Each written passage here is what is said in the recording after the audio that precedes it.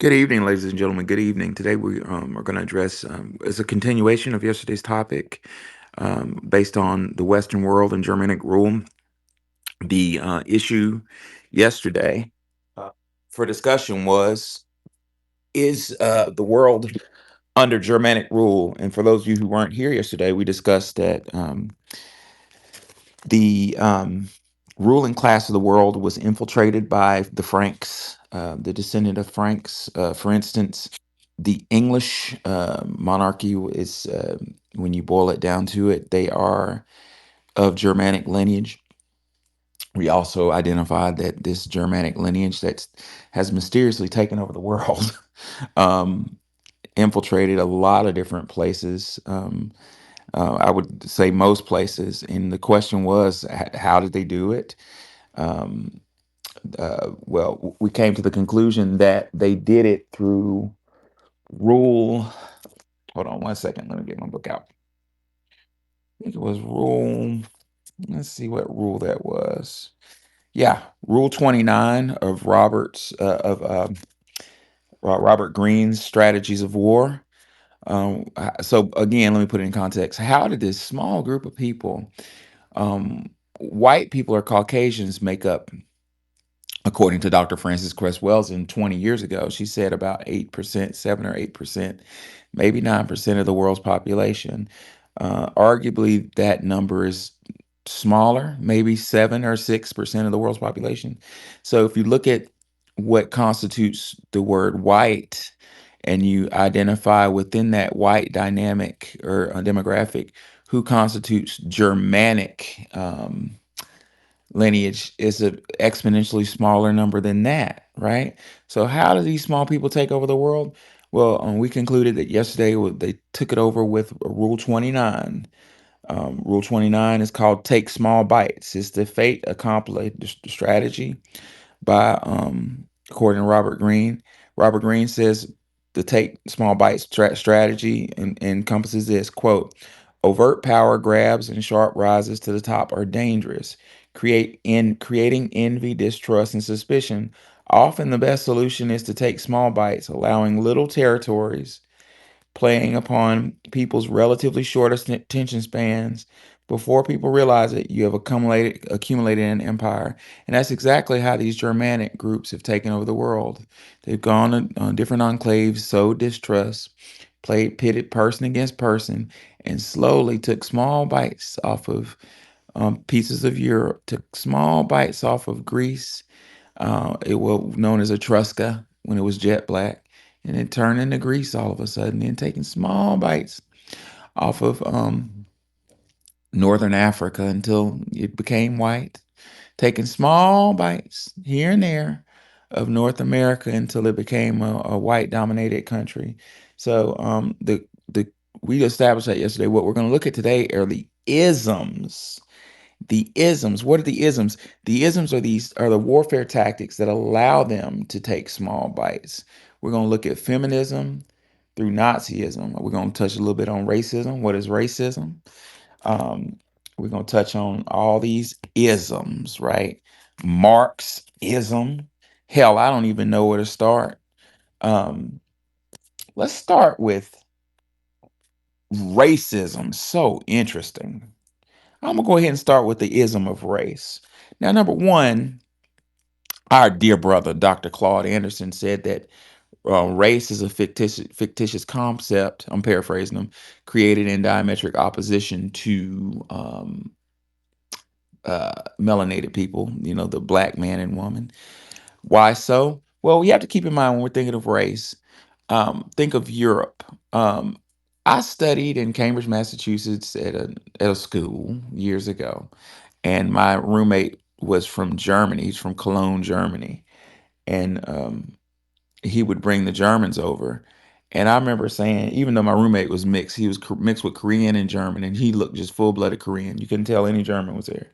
But he would bring all the lily blonde Germans and Dutch to my dorm room because I had the computer, and we would, I'm so old. We'd be downloading music off Napster. Some of y'all remember Napster.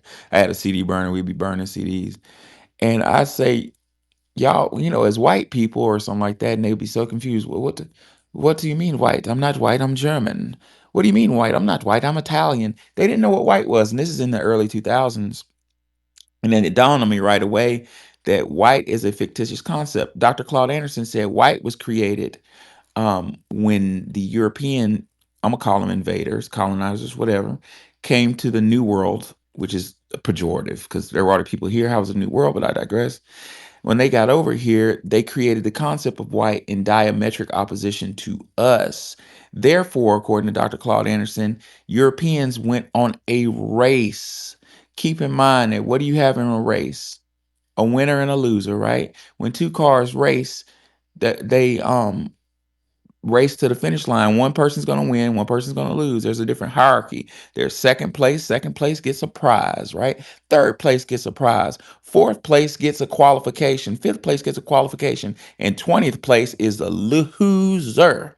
Well, that is the concept of race, according to Dr. Claude Anderson. And I think he's right about that. The Europeans were on a race to steal land, get free resources, and get status because uh, in their world, they had a feudal system, a feudal order, a hierarchy based on royal blood, quote unquote royal blood, because we find out it's not royal at all. It's from robber barons, but I digress. But they wanted their chance, the Europeans, at being royalist. And the concept was created of royalism based upon race, a fictitious concept. So, how does race work? That's what this space is going to do. We're going to identify the nuts and bolts, the functionality of these isms. That's why y'all come to see us, right? So let me teach for a minute, if you would. How does race work? According to Dr. Robert Greene, well, I don't know if Green has a PhD, but I'm gonna call him. Let's say Robert Greene. Robert Greene says that strategy number one. Strategy number one in the rules of war is declare war upon your enemies. It's called the polarity stratagem, right? According to Dr. Robert Greene, life is an endless battle and conflict. You cannot fight effectively unless you can identify your enemies. Got it? Learn to smoke out your enemies, to spot them by the signs and patterns that reveal hostility. Then, once you have them in your sights, inwardly, that is INWARDLY, this very important word, inwardly declare war. That shit is important. We'll get back to that in a minute. Green says, quote, your enemies can fill you with purpose and direction. And that's exactly what we've done, foundational Black Americans. We have filled the European invasional world with purpose and direction. We've made them royalists based upon our skin color. And what did Robert Greene say? They inwardly declared war on us. I'm not racist. My best friend is Black. Oh, I don't believe in race. I don't believe in it. It's an inward declaration because by declaring war on an enemy, you administer the polarity strategy and you create a hierarchy. It is necessary, ladies and gentlemen, for in this hierarchy for there to be a peasant class. And unfortunately, even though it's not written in stone, it's implied in action. The strategy of war, the peasant class has always been, it's never been us, but it intellectually is being propagandized as the foundational Black and American man and woman. The evidence of that is in this day and age we're delineating, and now that we're stepping out of that fictitious pyramid that I put in the jumbotron, we have collectively, basically, intellectually stepped out of it and said, "Fuck that! I'm not a peasant." I'm not even part of this shit. Hey, y'all, like to quote our brother Tariq Nasheed, y'all hold your own nuts and deal with it. What do you see? Let me lend you my historical analytical brain. You see the foundation being ripped from the building, and the building is looking for somebody else to rest on. That's why the immigrant class is freaking the fuck out because the building is coming crashing on them, and they're like, "Black Americans, help, help! The building's crashing on me. I don't know what to do." And we like, "Man, fuck that. My name's Paul, and it's between y'all." And the white power, the European power structure is looking for another foundation to stand on. But you know what? It ain't us. What are your thoughts on racism, Wani? It's very interesting.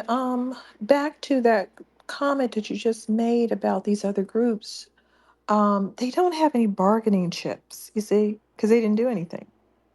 They didn't do anything. They keep acting like if they go out and fight for civil rights, they're doing us a favor. No, that's for you. What are you talking about?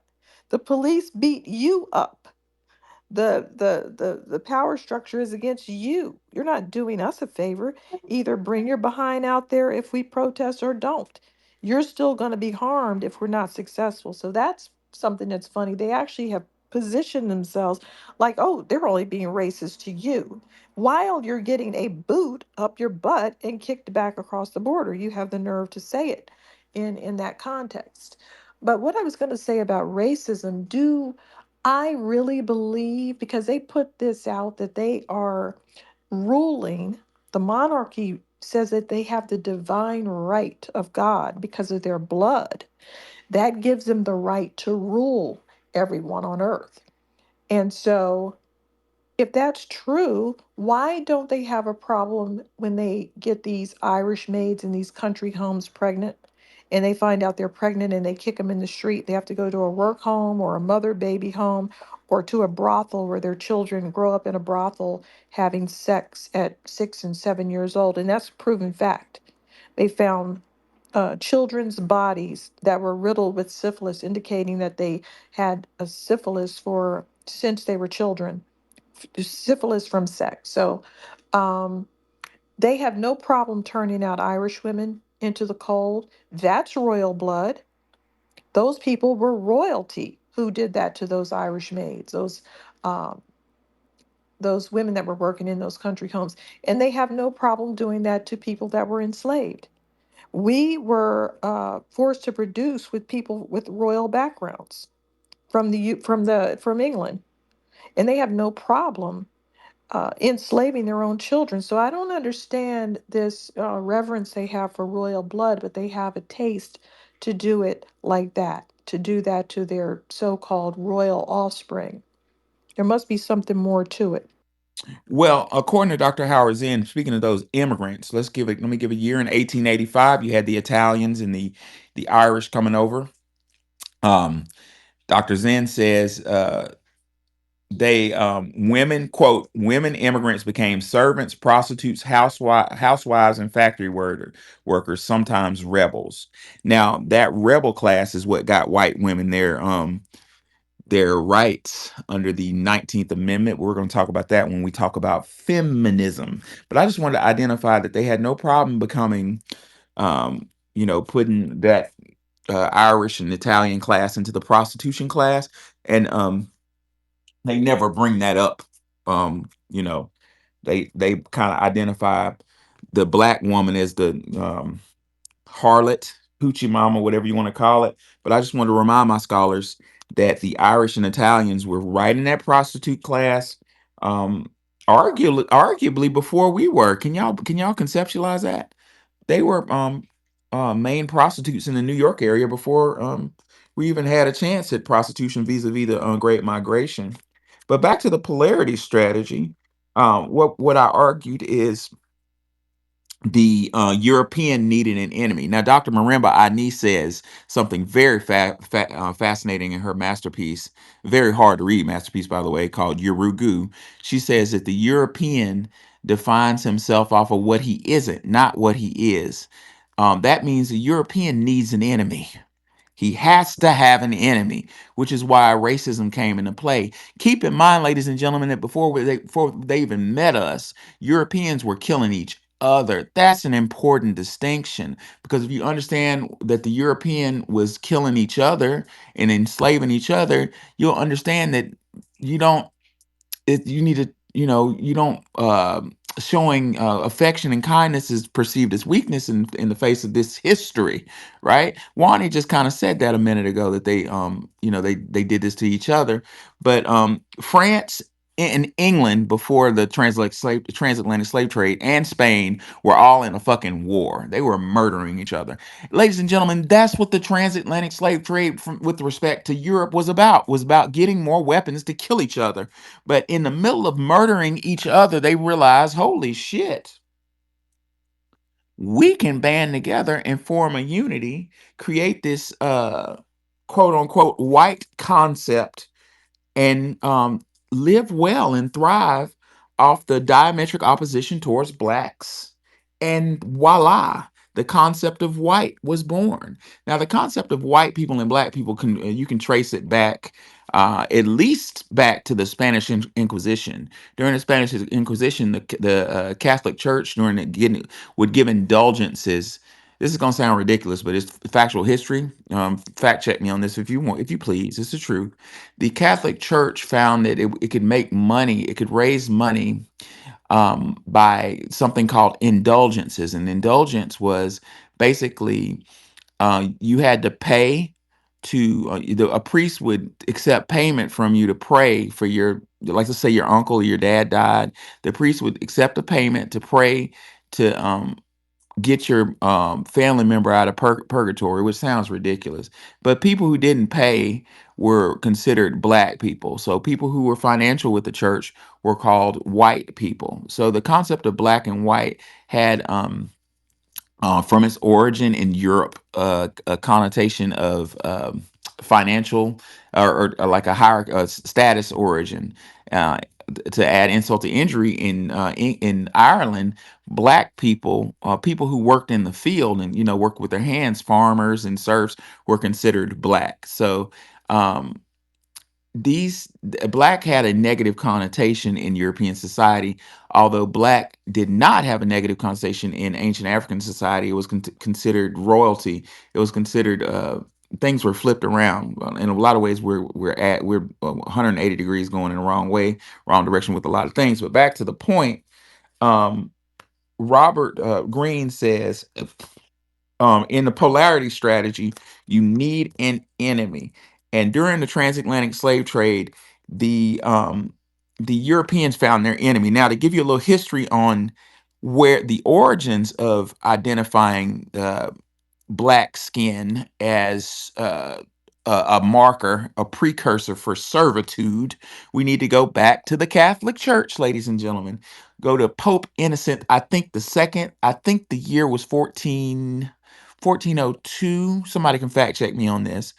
A goddamn fool tribal African king of unknown name was perpetrating to be a man named a king named Prester John. Now let's stop right there. Like I said earlier, Europe was fighting each other. They were killing each other, and a European, I think it was a Spaniard, went to Africa in search of Prester John. Prester John was an African king of the Christian faith, who was known to help any Christian group out with wealth and weapons.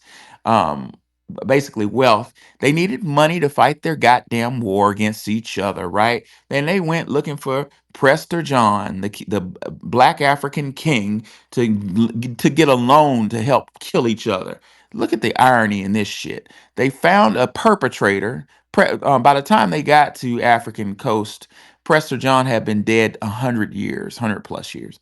They found a tribal king perpetrator who wanted to show off, and gave this perpetrator showed off by giving this unnamed European team a couple a couple of enslaved Africans.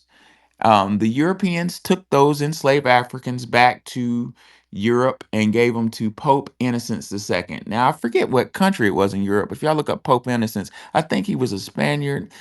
Somebody fact check that, find out where Pope Innocent, what it was his country of origin. But wherever that country was, Innocent saw a solution. What kind of name is Innocence anyway? I digress. But he saw a solution with these dark skinned enslaved Africans. He said, "Oh, there it is." I guess he prayed for a solution, whoever the hell he prayed to, but I'm gonna leave that alone. Um, Some demon probably, but let me leave that alone. But anyway, the solution was very simple. In Europe, like I said earlier, the Europeans enslaved each other. White people enslaved white people. Well, here goes the problem. Everybody looked European in Europe. Therefore, um, they had a problem with slaves growing a beard, cutting their hair or whatnot, growing a ponytail, shaving, and blending in with the crowd, changing their name and disappearing because they blend in with everybody. So Pope Innocence, uh, or should I say Pope Not So Innocent, saw an opportunity with these African slaves. He said, "Wow, their skin, they can't blend in." So from that point on, Pope Innocence doomed people of African descent into slavery ad infinitum. So in 1402, I think it was 1401, 1402, African people were doomed by the Catholic Church into servitude, into slavery, into the slave trade. So there you had a precursor. Mix that in with Christopher Columbus's diary.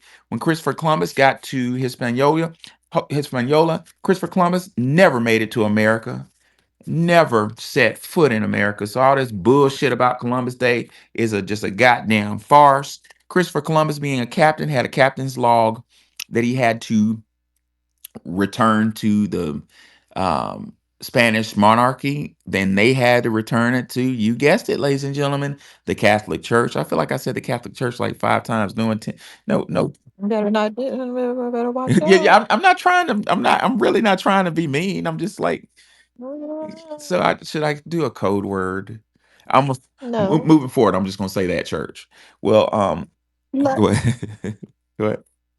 I was just going to say one other thing I noticed was that we never really speak about their view on non-English people. Okay. Like we get those jabs about, well, black people sold black people, well, Africans sold Africans. No, they didn't view the other group as them. They're not Africans, they're particular tribes, just like the Han Chinese were attacked by Mongolians and Manchurians. No one is going to say, well, that doesn't count. Those are all Asian people attacking each other. No, the Han Chinese are a particular group, Mongolians are a particular group, and the Manchurians who came down there and ruled them, those are all particular groups. And the same thing with the English. They didn't view Irish people as them or anything like them. They viewed them as freaks that they could enslave, ruin their lives. They viewed Slavic people as nothing, uh, gypsies as nothing. And these people, from our point of view, from being in America where it's a black white world, we're viewing them, oh, you're all white. But these are new concepts.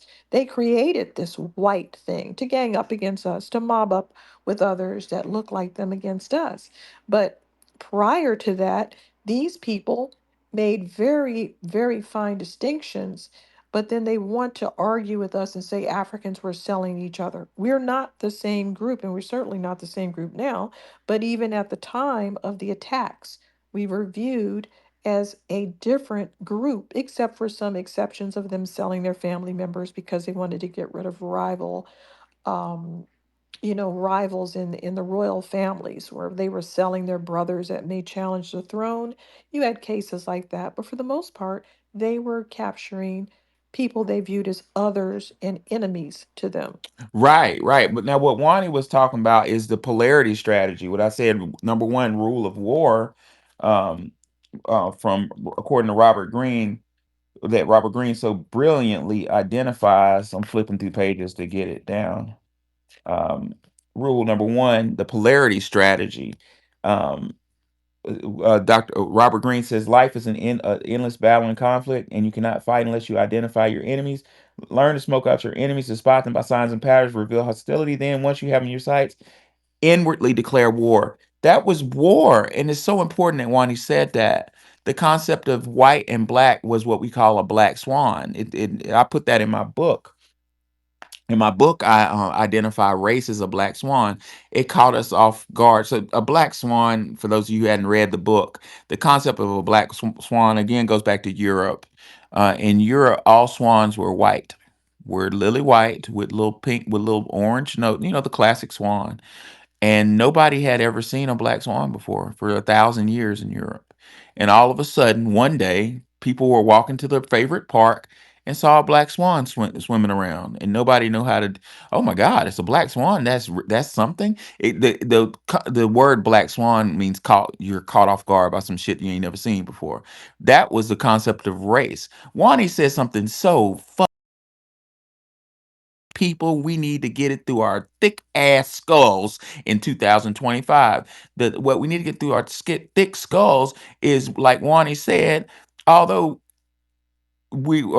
the academics and of the world now say, well, black people sold each other, the Africans sold each other. Well, no, no, no, no, no, no. Again, race was a black swan. Nobody thought race, they thought of tribe. They thought of themselves, even though they look just alike. From my experiences in West Africa, a lot of these tribes that are sworn enemies look like they could be brother and sister. They don't view it that way. They view somebody different because of the way they say something.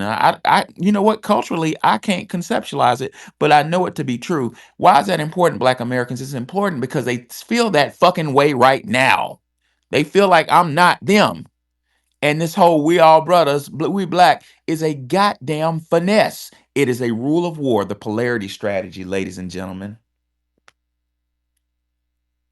So I'm going to do a summary that I did before. We're talking about a group of people who came from the Caspian Steppe and the Caucasus. They were living in turf roof huts, and they uh, migrated to the North German plain, and they're known as Goths, Vandals, Franks, Lombards, Anglo-Saxons, um, and other groups. They started to raid southern locations. They hung around the fringes of the Greco Roman Empire. They were described as barbarians.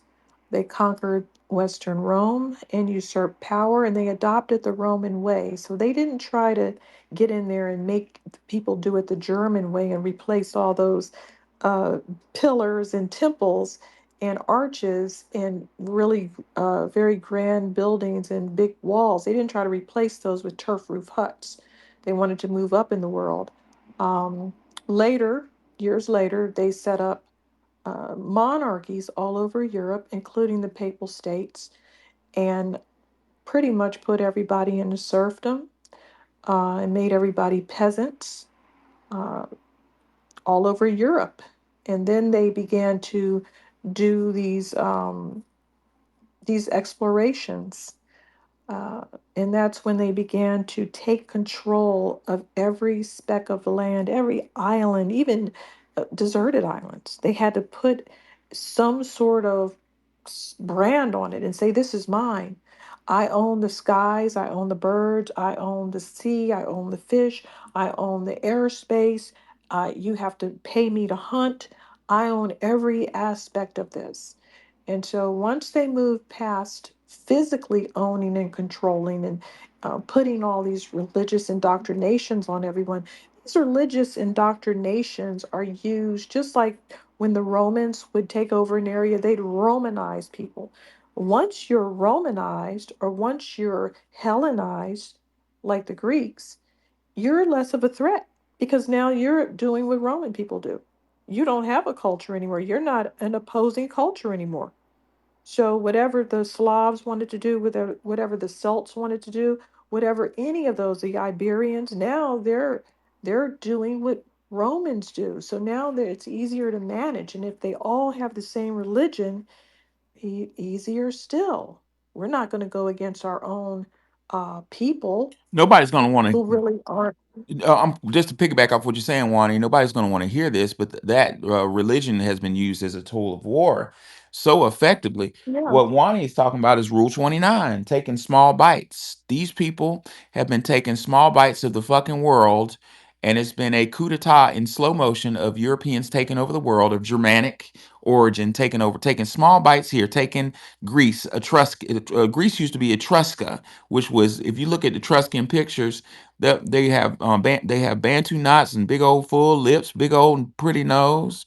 They look nothing like the Italians and Greeks that are there now, but they took a small bite here and there. It's a strategy of war.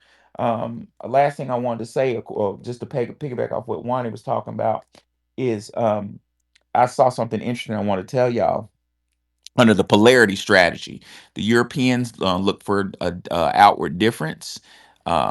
They, I say Europeans, I mean the Germanics. They exploit a difference in polarity, which is skin, melanin. Now, Dr. Francis Cress Welsing goes a little bit deeper than that, but I'm gonna stay surface level. What I wanted to say is the word enemy, ladies and gentlemen, comes from amicus. Amicus. Amicus means not a friend. Now, Dr. Robert Greene, I keep calling him Dr. Greene, I don't think he has a PhD, but Robert Greene says sometimes indifference and neglect are better weapons than aggression because you can't see the hostility they hide.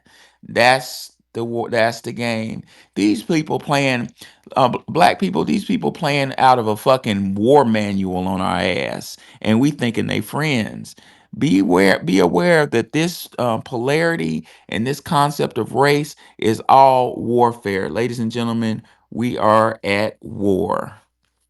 Now, after the ethnocide through being Romanized and Hellenized and all the religious indoctrination, that should have smoothed everybody out. We're all the same ethnicity, even though they're not. We're all the same religion, even though they had these pagan religions in the background.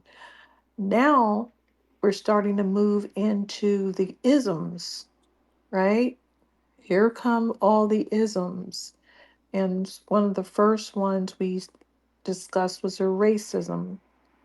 Now let's move forward all the way to the 1900s, where you have this eugenics. It's an ism, eugenicism. That's what they call it. I've never heard it before, but it's an ism, and that's where you believe that there's racial hygiene and pure race and all this stuff, and some race is more superior. Well, actually, that's true, but it's just not. The people doing the Germans are as far away from being a pure race. They're running around calling themselves um, Aryan, and that's just bizarre because they're that's not pure, because that's coming from Indo Europeans branched into Indo Iranians and then branched into Indo Aryans. So, how on earth is something coming from Persians, Kurds, and Pashtuns, Indo Aryans? How is that supposed to be pure white? So, they didn't know what they were talking about. And so that's one of the problems. They have a lot of issues with their little uh, superiority. They're a collection of mutations that really didn't occur until 10,000 years ago. They have some kind of issue with giving people massive amounts of diseases, so they're super spreaders. I can't see anything superior other than their violence. They are not exhibiting anything superior at all. There's no superior intellect because a lot of the information they got was from visiting other places and gathering information from uh, Egypt, Greco-Roman world, even the Hindu cultures. They themselves admit to this. They themselves are saying we got our information from other worlds. They have credited aliens for their knowledge. So they're not mentally superior, they're not physically superior in sports. And I don't see where they're superior, but they certainly are able to come up with all these isms to control people and cause chaos. What their end goal is, I don't know, because they're doing these things to white people as well. White people are taking all these hits with all these isms right along with us. Well, are they So doing, Wani, are they doing things to white people or are they doing things to non-Germanic people? That's my question. that's something that we have to talk about. Who do they think is their homie? I don't know. I can't even answer who they think is someone that but they certainly came over here after the war and they were embraced by NASA simply because they had stolen a lot of information more than the United States had stolen. Very, very fascinating. See, you see how the warfare works, that polarity strategy works. We're up here.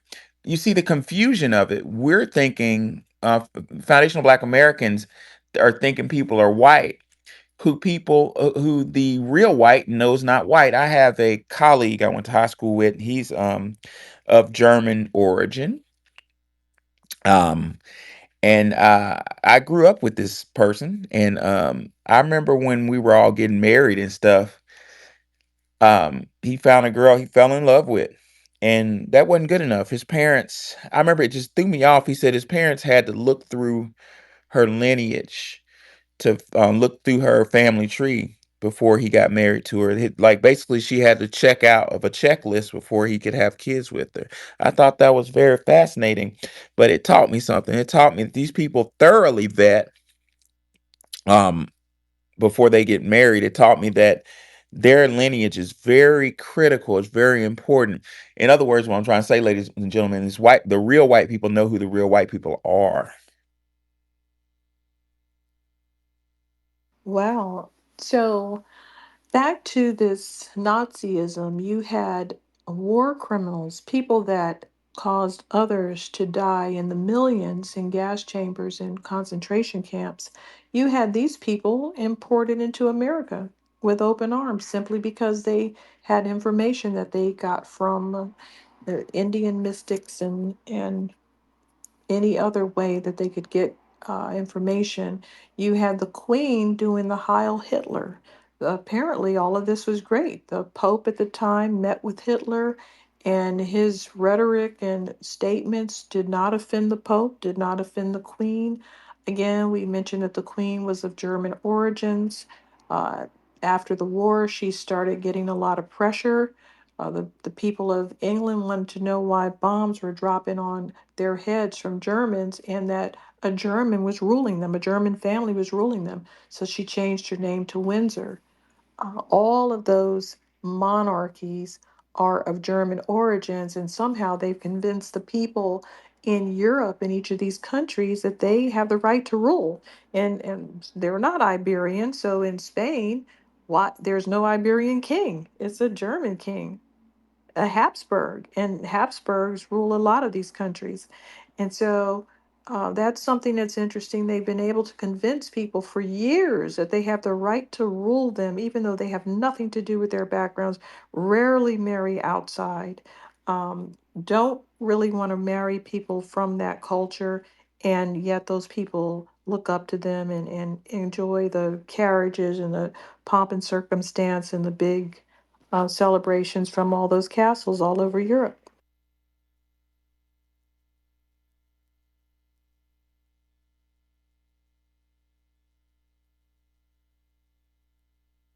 Can you hear me? Oh, I'm talking through a mute. I'm up here mute. Yeah, thank you for doing that. And well, I was saying I always wondered, was that a spell?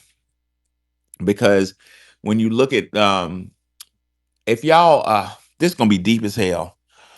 You think about Elizabeth, the one who died recently.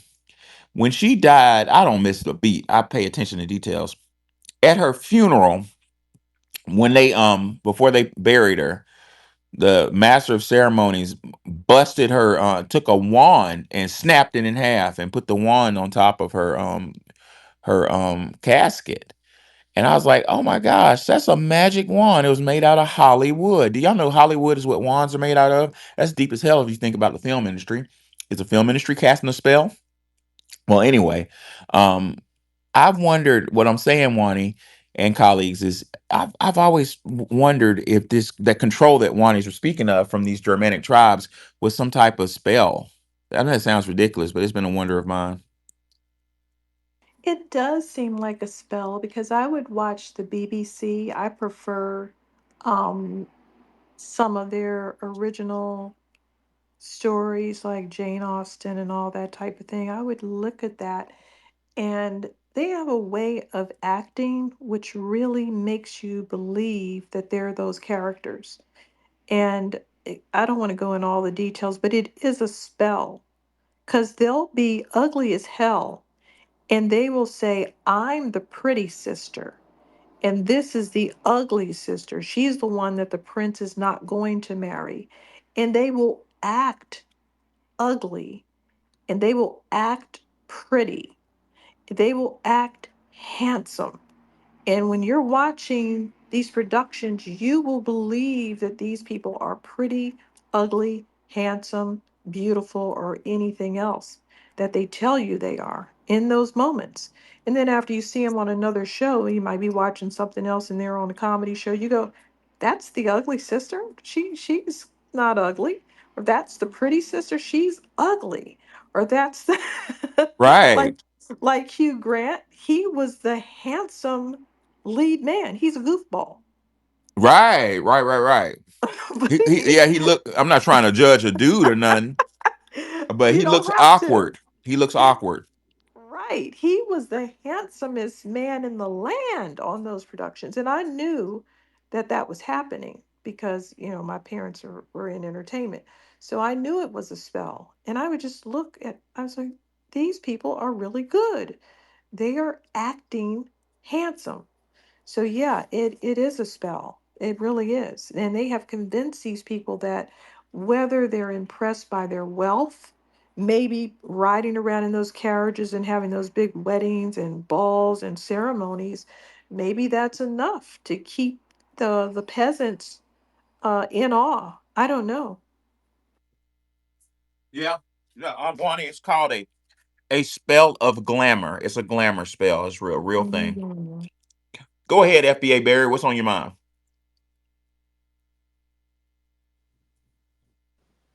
I'm gonna jump on in a minute. My hands full. Okay, so we can talk about feminism. Uh-oh. So Hold on. early, Let, this let me go. happened. Let me go get Dr. Francis Cress Welsing. Hold on. Okay, so one of the earliest German, we're speaking about German, so they had their women's suffrage and legal rights, and they gained the right to vote in 1919. And then, of course, waves of feminism continued on and on for, even though that they didn't have the rights that they were trying to achieve, they just shifted into this transgender type of thing. And it's like, why? You created this movement to discuss the fact that you couldn't vote and you couldn't have bank accounts and you couldn't marry who you wanted without your father telling you who to marry. Yes, they had that kind of arranged marriage. It's not as strict as some other places, but it kind of morphed into radical feminism where they discussed a lot of these gender ideologies. Right. Well, this is touchy. Let me be careful how I say this one. Um, ooh, wow, so much to say. I don't even know where to begin. Well, I will say that when you deal with look at American feminism, you have to. This shit gets deep as fuck, ladies and gentlemen. So in the early part of the 20th century, when the Irish and Italians were sent to um, were allowed to come to Ellis Island and migrate to New York, the women and children had to work, or as our African brothers and sisters say, they had to walk, rock. How they say it, Wani? Rock, Work, work, work, rock, work uh, hard. work hard. Well, they worked in a factory in Manhattan. And back then, the doors opened inward on factory buildings, and a fire broke out. And women, Irish and Italian women, were burning to death. Children were burning to death. Crowds of people came around it, like help them, help them. Well, the fire, the heat got so intense that the doors could not open. They opened inward, and they got jammed. Well, these women were jumping to their death from the top of that building, going splat, and everybody saw it. that triggered a movement amongst quote unquote white women, although they weren't white yet. These women started protesting in the streets. According to Dr. Howard Zinn, I'm gonna paraphrase him because I don't want to waste the time looking for the exact page, but Dr. Howard Zinn says that the police departments, in order to put the women in their place, I isolated women who were pregnant and beat the baby out their stomach in full view of others. But white women got smart and started to unionize, right? Well, they unionized in the I think it was the IWW union. And in this union, you had school teachers and an attorney here and there, female attorney, a female medical doctor, and they started to get political on the white man, but the white male power structure still fought back real hard towards them until the white women pulled the secret weapon. White women in the IWW, see, the IWW started allowing black men to join. I can only speculate that that was political and intentional.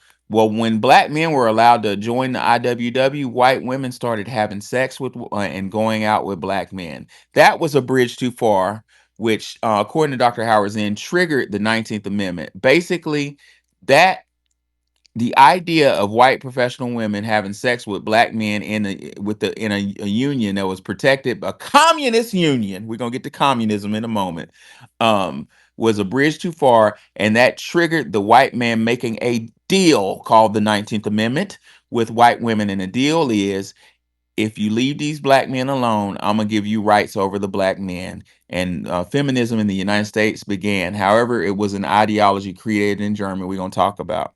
What are your thoughts on that, Wani? Yep. And Yeah.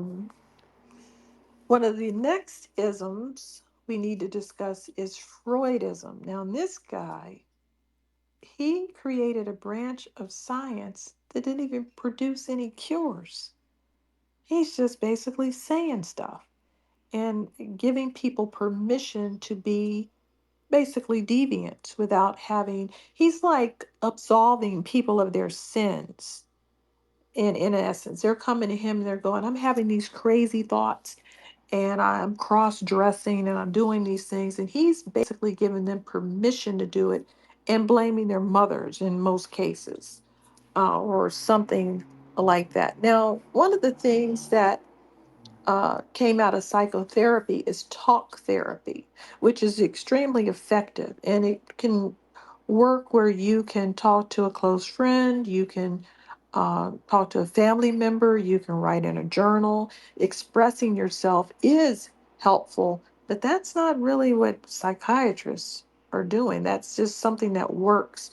That's really not the basis of the whole science, because they could just say, well, just go talk to your aunt, and there's no branch of medicine needed to tell people to go talk to a confidant or a close friend. So they have come up with all of these medications that don't cure anything. People are completely psychotic, manic, and all of these things.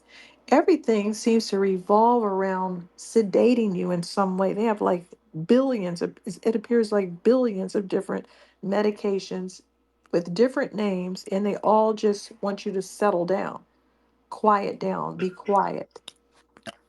Yeah. Some like tranquilizers in a sense, Yeah. different styles of tranquilizers.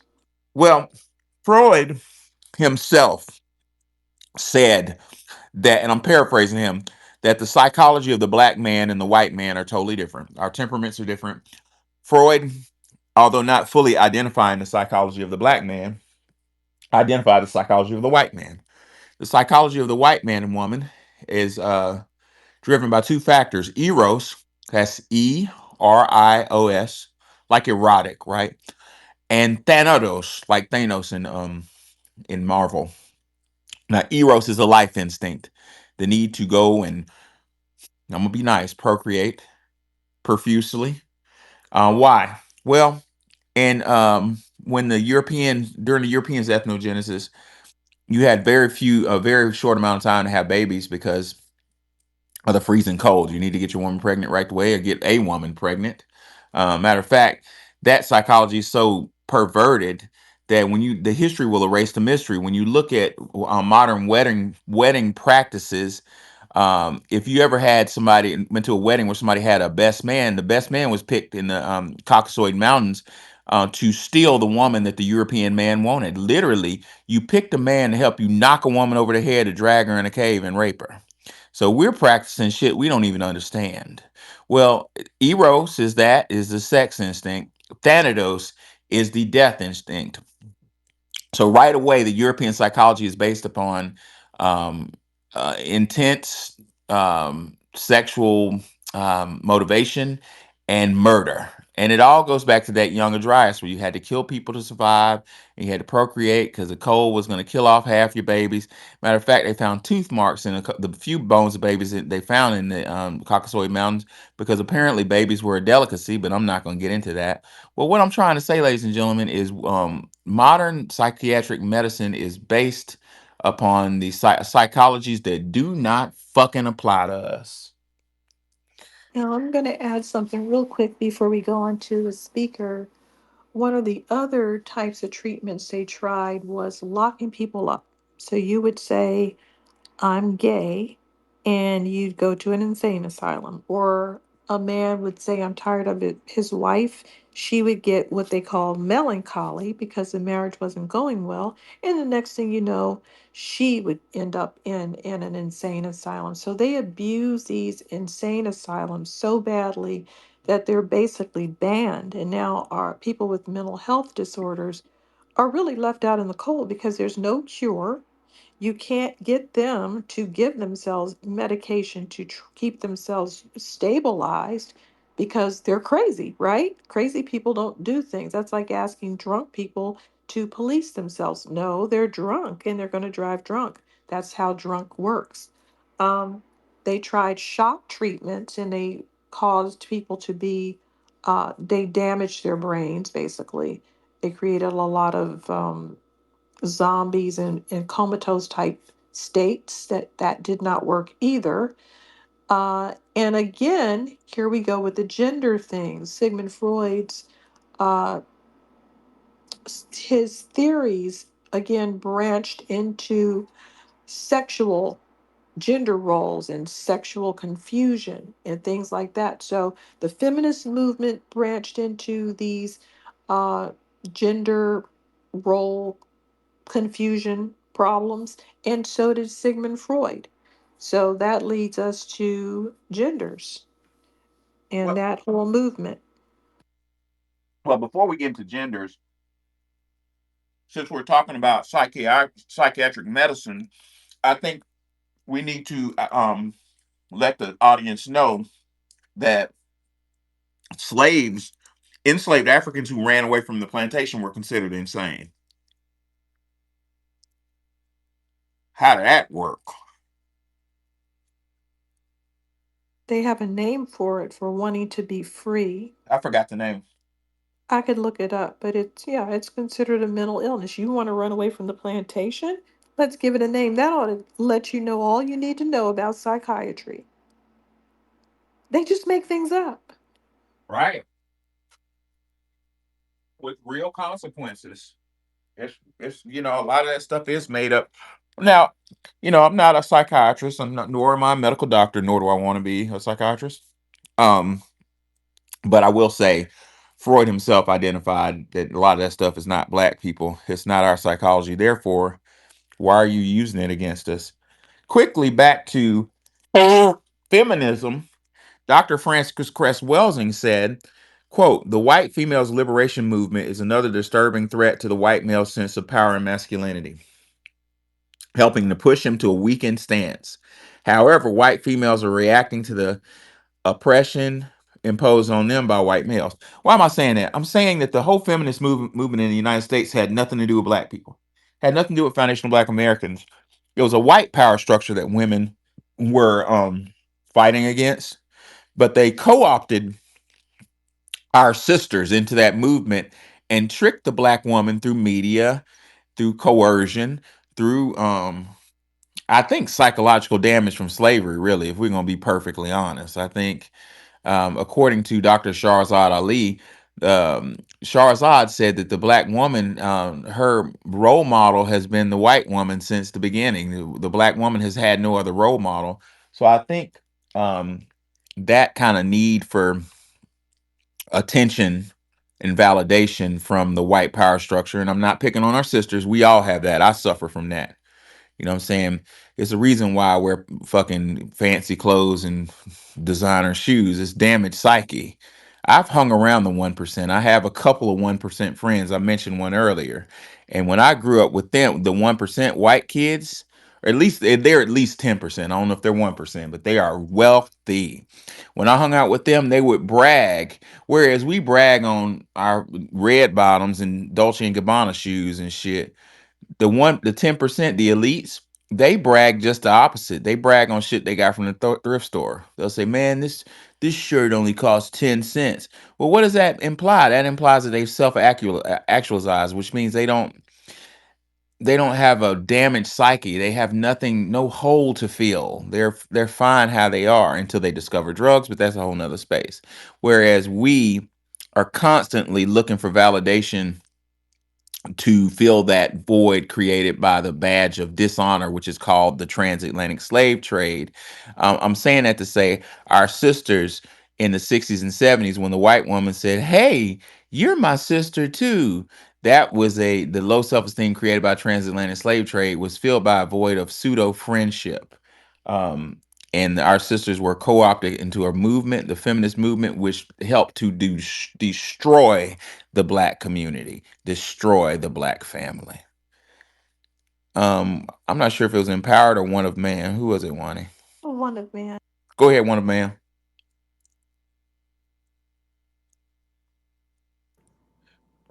Hello, good evening, brother Dr. Allen, Professor Allen, and Sister Wani. Thank you for all being here. I had quite a few points, and I had one that actually, well, a few that pointed from what we talked about last night, but it actually plays into what we have going on here tonight.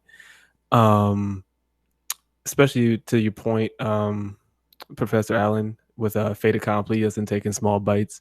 Definitely so. We see that going on in many different sectors of our life. I would say even those things that are kind of like indirect, such as like, media, military, financial, and litigious sectors. We see that we have small bites, and it's like a war of attrition, so to speak. So Right. you don't take it full on, head on. You have to do it, like you said, in small bites. So it's kind of like you're hacking away at something until Mm-hmm. eventually it's like finally nothing. I'm sure that there's some of us who have probably seen that scene that has happened in Spec Ops: The Line with the white phosphorus. That was quite grim. Yeah, it's kind of like that. So it's like when you're able to whittle away and whittle down your opponent to the very last kind of morsel, then you could pretty much go in for like the kill and pretty much take it all out. Pretty much kind of like the white phosphorus scene in Spec Ops: The Line. Um, and as well as to Aaliyah's point last night with Scott Gottlieb, to me sounds kind of like he's a horticultural, agricultural, medicinal nomad, whom of which goes around creating arson everywhere he goes. That's just my personal opinion. Um, and as well as also to your point to the fait accompli, um, word salad whirlwind, as I would call it, meant to obfuscate and as well as confuse. Like you said, you had to take it slowly. You can't let them do that. And so I think of it as kind of like a DDoS attack where it's like a whole bunch of packets of information sent to overload us, whereas we just don't know what the hell we just heard. We don't know what's going on. But then again, like you said, once you are able to slow it down and take it little by little, you're able to decipher it. And one last point to your point of the Thanos, I think that's what it was called, kind of like the episode Thanatos. Thanos. Yeah, Thanatos.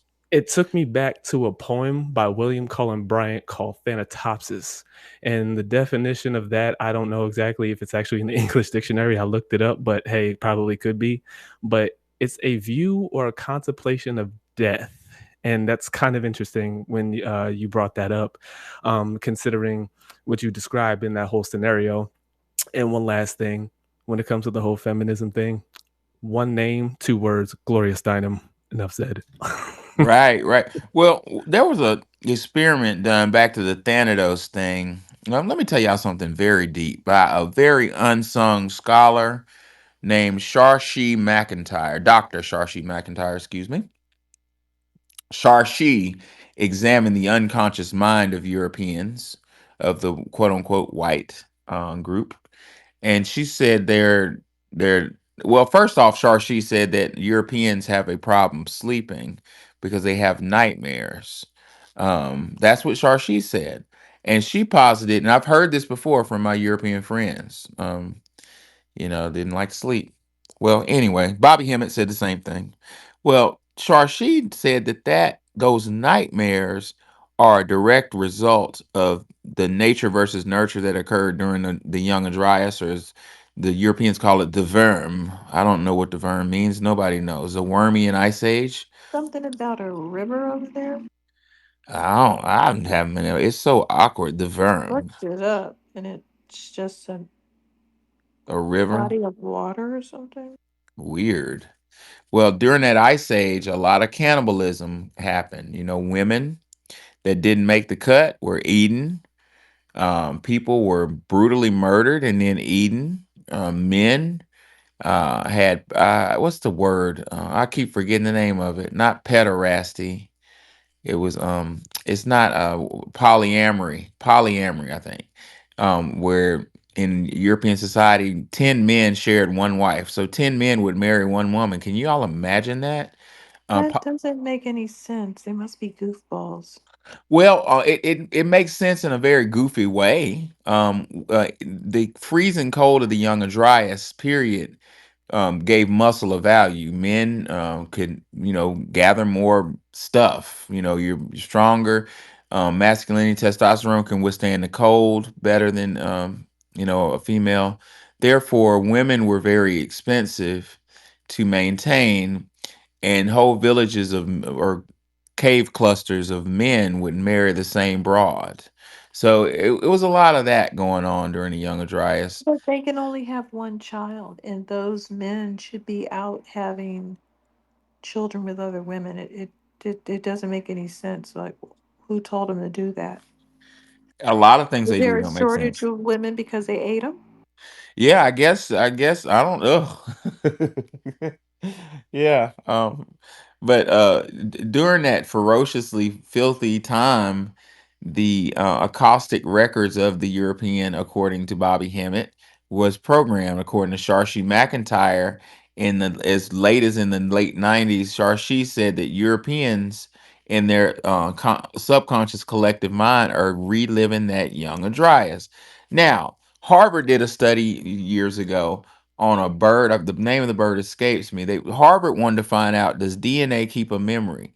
And they got a bird that was getting his ass toe up in the Amazon. It was defenseless little bird, and the bird one day said, "Fuck this! I'm a bird. Why am I at the bottom of the Amazon forest?" And it flew to the top and lived at the top of those tall trees and lived happily ever after for 10,000 years until a bird of prey saw it and it had a predator. Now, when this bird of prey, hawk, eagle, whatever it was, would attack the hatchlings because they're probably delicious and tender, the last thing that the hatchlings would see before their brother or sister got exploded by the talons of a bird of prey was darkness. Why? Because bird of prey, i.e., eagles and hawks, fly into the sun and attack out of the sun. Why? Because they're brilliant. When you look at the sun, what happens? You get blinded. You don't have reaction time. Well, Harvard grad students took those eggs from the Amazon, took them to Cambridge, Massachusetts, in a Harvard lab, hatched them, and put a light in front of the hatchlings and put a piece of paper in front of the hatchling. What happened? The hatchling freaked out. So here goes the problem. That hatchling never been to the Amazon. How the fuck did it know that shadow being cast was indicative of somebody losing their life very violently? Well, Harvard geneticists concluded that DNA has some type of memory that's passed down genetically. Now, if that's true, um, according to Sharshi McIntyre, the European is reliving unconscious acoustic record of that young Adrias, cannibalism, freezing cold, violent murder, murder for survival, one woman, murdering your woman, eating her. Well, Sharshi said one day she had lupus real bad. And one day she was in pain and she turned on the TV. It's in the late 90s. And she said she flipped through the TV to try to ignore the fact she was in excruciating pain. And she said on cable, it was murder mystery. CSI, murder, murder, murder, rape, murder, murder, rape, murder, rape. She said, "Oh my God, we're literally as Americans living in a European nightmare based on the Young Adrias." I thought that was real fascinating. I think she's right about that. Empower. Okay. Can you hear me? Just want Yes. to make sure. Okay, I wanted just to comment on what you were talking about in terms of what the American Psychiatric Association called black people who wanted to run away.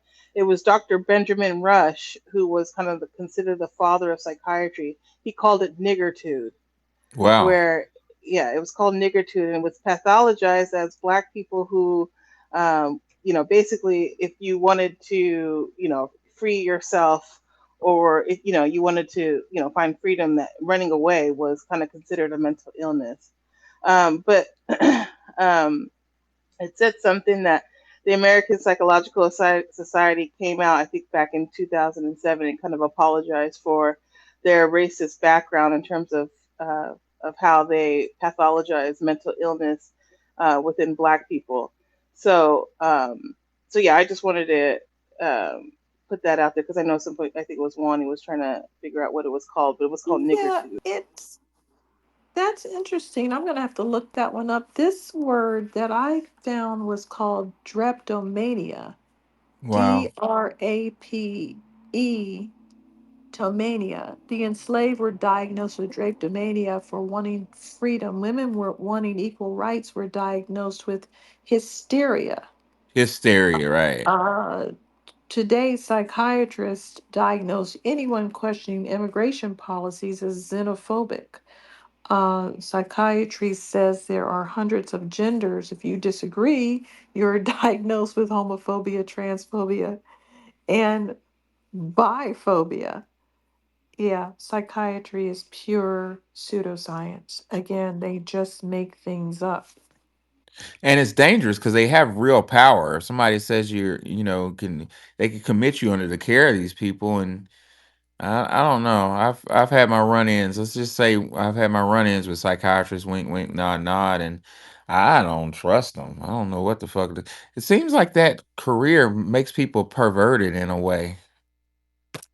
I have heard that a lot of times. Uh, it Dealing with people with those issues causes you to have an issue yourself. Yeah, crazy people will make you go crazy. Yeah, it's like a lot of defense attorneys like have drug abuse issues. Like you get around all them drug addicts, and you're like, you know what?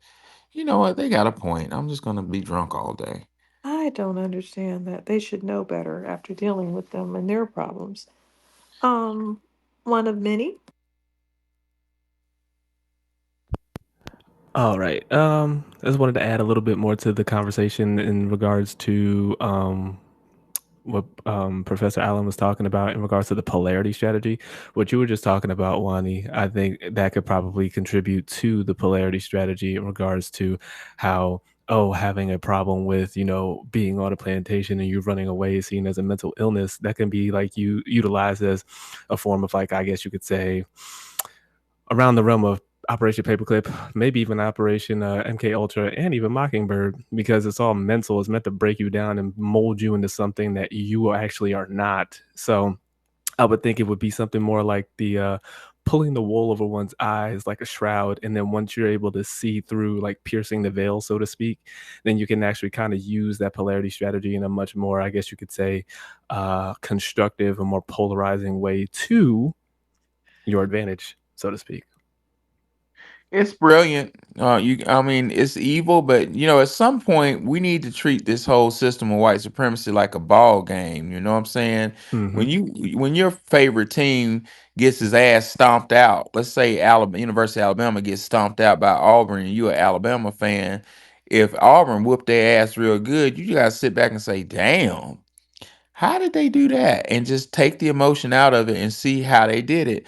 Well, that polarity strategy is brilliant. You identify people based off of um off of your differences, right? In this case, it's um, like melanated skin, And what did Doctor Robert Greene say? He says, see where I'm looking for it. He said something so deep.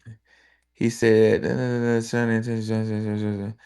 you don't. Basically, he said you don't let them know that you're basically you don't let them know that you know you're at war with them. Like it's a word he used. I'm searching for it. I Now, set over before details. before we move further, I wanted to roll back real quick. The term nigritude was a response to colonialism and oppression. So if you, and this was actually started, um, it says it was led by African and Caribbean students in Paris and influenced by the Harlem Renaissance. So their attitude was nigritude was you going against. So they classified you in this way if you were going against their abuse. So they had two words. If you were going against their abuse, they classified you in two different ways. One was an earlier uh, drapetomania, and then nigritude. So yeah, both of those are to describe anyone trying to get the heck out of the oppression. Yeah, you're trying to evade your oppression and you're crazy. Well, when are we gonna break out this fucking system? This shit is disgusting, Wani. Like just sitting here, as an educator, you learn more than you teach. Just because you bounce ideas that you think you know off people and they give them to you differently. And you're like, oh shit, that's what they meant. That's kind of happened to me. I'm having that realization in this space right now. I'm like, oh my god, why are we putting up with this? But back to what I was saying about polarity strategy, bro, is Robert Greene shows that the polarity strategy is incognito. And he says basically people hardly attack you openly anymore, showing their intentions, their desire to destroy you, in their desire to destroy you. Instead, they are politically indirect.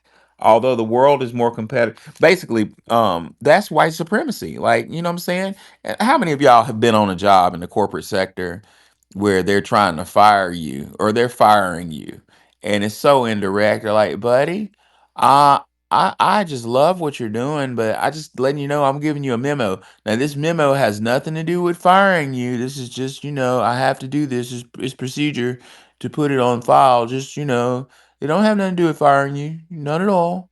And then you come to work the next day and your badge don't work. That's indirect. Like that's the system of white supremacy. It's not direct. Why? Because it was if the system of white supremacy was overt and direct, we would all get alarmed and be like, man, we need to do something about that. It's incognito. It's like a virus. You know what I'm saying? What does a virus do? Go in the body and replicate. Viruses pretend to be normal cells. Hmm. It's really They what we're looking. camouflage themselves as normal cells. Yeah. And So, white supremacists camouflage themselves as friendly neighbors. hmm, good guys, they're not doing anything wrong. Nothing. I want to roll back a little bit to add some stuff into the racism conversations we were talking about. Okay. So Darwinism is also was used to fuel this racial hierarchy, which played into eugenics, and transhumanism is also um, being aligned with eugenics, aiming to create a biologically superior race, even if it means melding us with machines or enhancing us somehow mechanically or with computers. That's With terrifying. technology, yeah. It's terrifying. I'm identifying another issue that um needs to be addressed. Those of you who don't know, I used to be a member of the total force community. I was an aerospace education officer, and although I can't really talk too much about that stuff, I will tell you that I was trained how to program computers, and I know I know a thing or two, and I'm often the only person in the room, whether it's in faculty or on spaces, going against AI, artificial intelligence, as a learning tool. It's a good tool to use as a learning tool, but I'm a little frightened of AI being fully incorporated as a teacher for our students, because AI, as our sister Wani taught me, just straight up lies to you. And I know, as somebody, a computer science educator, that these lies are intentional. Like, what I'm trying to say is that AI could be, if AI is used to raise our kids, it could raise them on a false narrative that turns them into a mindless drone, even more so than they are today. It just kind of worries me a little bit. And they're pushing this agenda real hard of having students in the heads in the computer. I got in trouble for having my students. I kind of push the whole, writing papers with your hand, Mm-hmm. and I got in an argument with an administrator. I was like, with all due respect, ma'am, I know more about this. She's like, we want to incorporate computers more. Stop using so much paper. We want to incorporate computers. I said, ma'am, I know more about this than you, with all due respect. And our students need to learn how to write with their hands, because if there was a I lost the ability to write, by the way. wow. I, I don't write. From typing so Somebody, much. yeah, because somebody said, "Here, sign all this and fill this out," and I was like, "Buh." I don't know I how to can't. sign. I didn't. I had to draw an X on Oh, things. you didn't put an X. You didn't do it. Okay, so wanted to add a couple more things when we were speaking about the Nazi belief of them being pure. We already discussed the fact that there's no way you can descend from Persians, Kurds, and Pashtuns from Indo-Iranians, which came from Indo-Europeans, and come out Indo-Aryans and be pure. That doesn't make any sense. So they were wrong on their uh, assertion that they were pure. Another thing that they admitted to, they admitted that they didn't have superior intellect, but they gathered information from ancient cultures, the Vedas, occult practices, and aliens. The Vril system is one of those occult practices, and they were, basically summoning other entities to get this information to make a wonder weapon. And so, just to show you how do they come up with this idea that they're so smart, and other people are inferior if you're getting your information from people that you feel are inferior, which is interesting. Yeah, it's a bunch of cap. That's all it is. Yeah, it makes me feel like they don't believe their own rhetoric because, like we were saying before, if they think they really have this royal blood, why is it that every time they um sexually assault their maids, their enslaved persons, those children are not treated like they're special. They're, in fact, they're harmed even further. So they don't care about the royal blood the way that they say they do. It just doesn't make sense. Right. It's all a finesse. Charlemagne, I know it's kind of getting off topic a bit, but um Charlemagne, which basically means Charles the Great, was the first European king to have that Machiavellian rule by iron fist ideology. And what I'm saying, like, you do what I say or I'm gonna kill you. And he even did it to the church. You preach how I want you to preach or I'm gonna kill you. The reason why I brought up Charlemagne, even though it sounds kind of skewed with respect to what we're talking about, is because that's the power. The power is predicated on the audacity of will. Like, I'll do whatever the fuck I gotta do to have power. It's Machiavellian, and that's the European sense of power. It's the what's the Machiavellian saying, the ends justify the means. It don't matter how you do it, just get power at any cost. But we all know that that does not have longevity. It always backfires on you. Rob the Whip, what's on your mind? What's going on, everybody? Is there? I been listening to the room, and I'm gonna answer some of the questions at the top of the room first. Uh, Again, I always fall back to this. It's funny how I have to get in these conversations. I always got to fall back to my training, my military training, and that 3 month college, war college that I went to as I got into special forces. The thing is, the first thing the professor said to us when we got in the set down for the lecture, he had us to say, "Everybody raise your hand. That's a Scorpio." And he said, "Everybody raise your hand. That's a cancer." Or and it went through all the zodiac signs. He said, What would you do if I told you that all of that is a farce?" And everybody was like, "What? Well, no, that that that well, astrology is real." He said, "The original astrology is real, but what you guys are following now is a system of control." He said kings and queens and rulers since their ideology came on board have used that as a social experiment to control the masses. He said, "So how do you get people to follow you if you're a ruler? Everybody who was born between this month and this month are supposed to act like this. Everybody who's born from this month to this month should act like this." And he said, and over time, people start believing it and take on those traits as a way to identify their behavioral patterns. He said, it's another system of control. He said, religion is a system of control. He said, a lot of these social constructs are systems of control as a way that the elite have always controlled the little people, the masses. So I was like, he said, and if you believe the power of belief is real. So he's like, so a lot of stuff is basically a psyop. And I'm gonna give an example of a psyop. When we went to Iraq, this is unclassed information. Now, when we invaded Iraq, for 30 days we dropped pamphlets. 30 days. This is intel, right? We dropped sides, give up, signs, little pamphlets, give up. We're gonna come and kill you. Don't fight. We're gonna your day is coming, you're all gonna die. If you give up, just lay down your weapons, you can't win. Just little stuff like that. For 30 days we dropped these pamphlets. And after a while, people got complacent. The Iraqi soldiers, they got complacent. They got complacent. And on that 30th day, we hit them with everything we had. We secured that whole country in 3 days. So they got complacent. They got lazy. They stopped. Everything was disregarded, and we went in. I say all that to say this: a lot of the stuff that's going on, these isms that you're talking about, these are social experiments that either failed or worked. That thing with uh, Magnus Herschel was a social experiment they tried back then in Germany, and they tried here in the U.S. and it almost worked. So the power of belief is real. That's all I got to say. Oh yeah, oh yeah.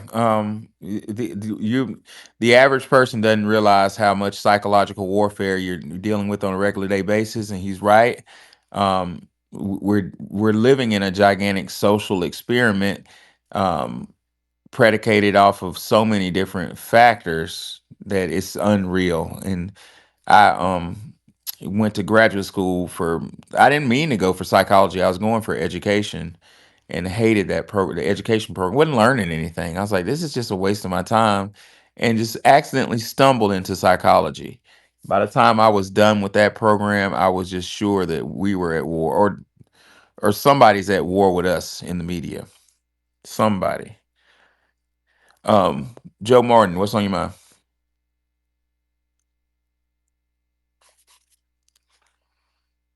Joe Morton, can you? So, Oh, go so ahead, man. that I was just going to say real quick. So, Rob, that professor said that astrology was real. It was a science that's not real now. Is that what you were saying? Yes, ma'am. The That's original astrology was interesting. about the study of stars and the location, for what do you say, for farming aspects. It's know what Mm-hmm. the seasons were coming and kind of use as a calendar, in a way to map out things. But when it went to the social experiment of dividing people by their nature, their acting of nature and everything like that, that's when it became a system of control, like religion. Religion, he said, used to be the set of laws for that culture that you were in. So they set the laws for the land through religion, and people followed it. Put God in front of it, and people more apt to follow it, other than the king said so. Because when people have a choice, they tend to fall in line better than when they're made to do something out of fear. So um, yeah, That's that's interesting because I had the same impression. When I was studying astrology, it did appear that it was really like a science, a very serious science. Um, and then it was banned. And then because of that big gap between people that really knew how to do it, because some of the people doing it were burned at the stake. So that's going to put a big gap in between people that know how to do it and people that are guessing and really don't know how to do it, but trying to use the remnants of what was going on before That's why it's not accurate, but it's kind of accurate, but not quite. And so that's interesting. So thank you, Rob. One of many.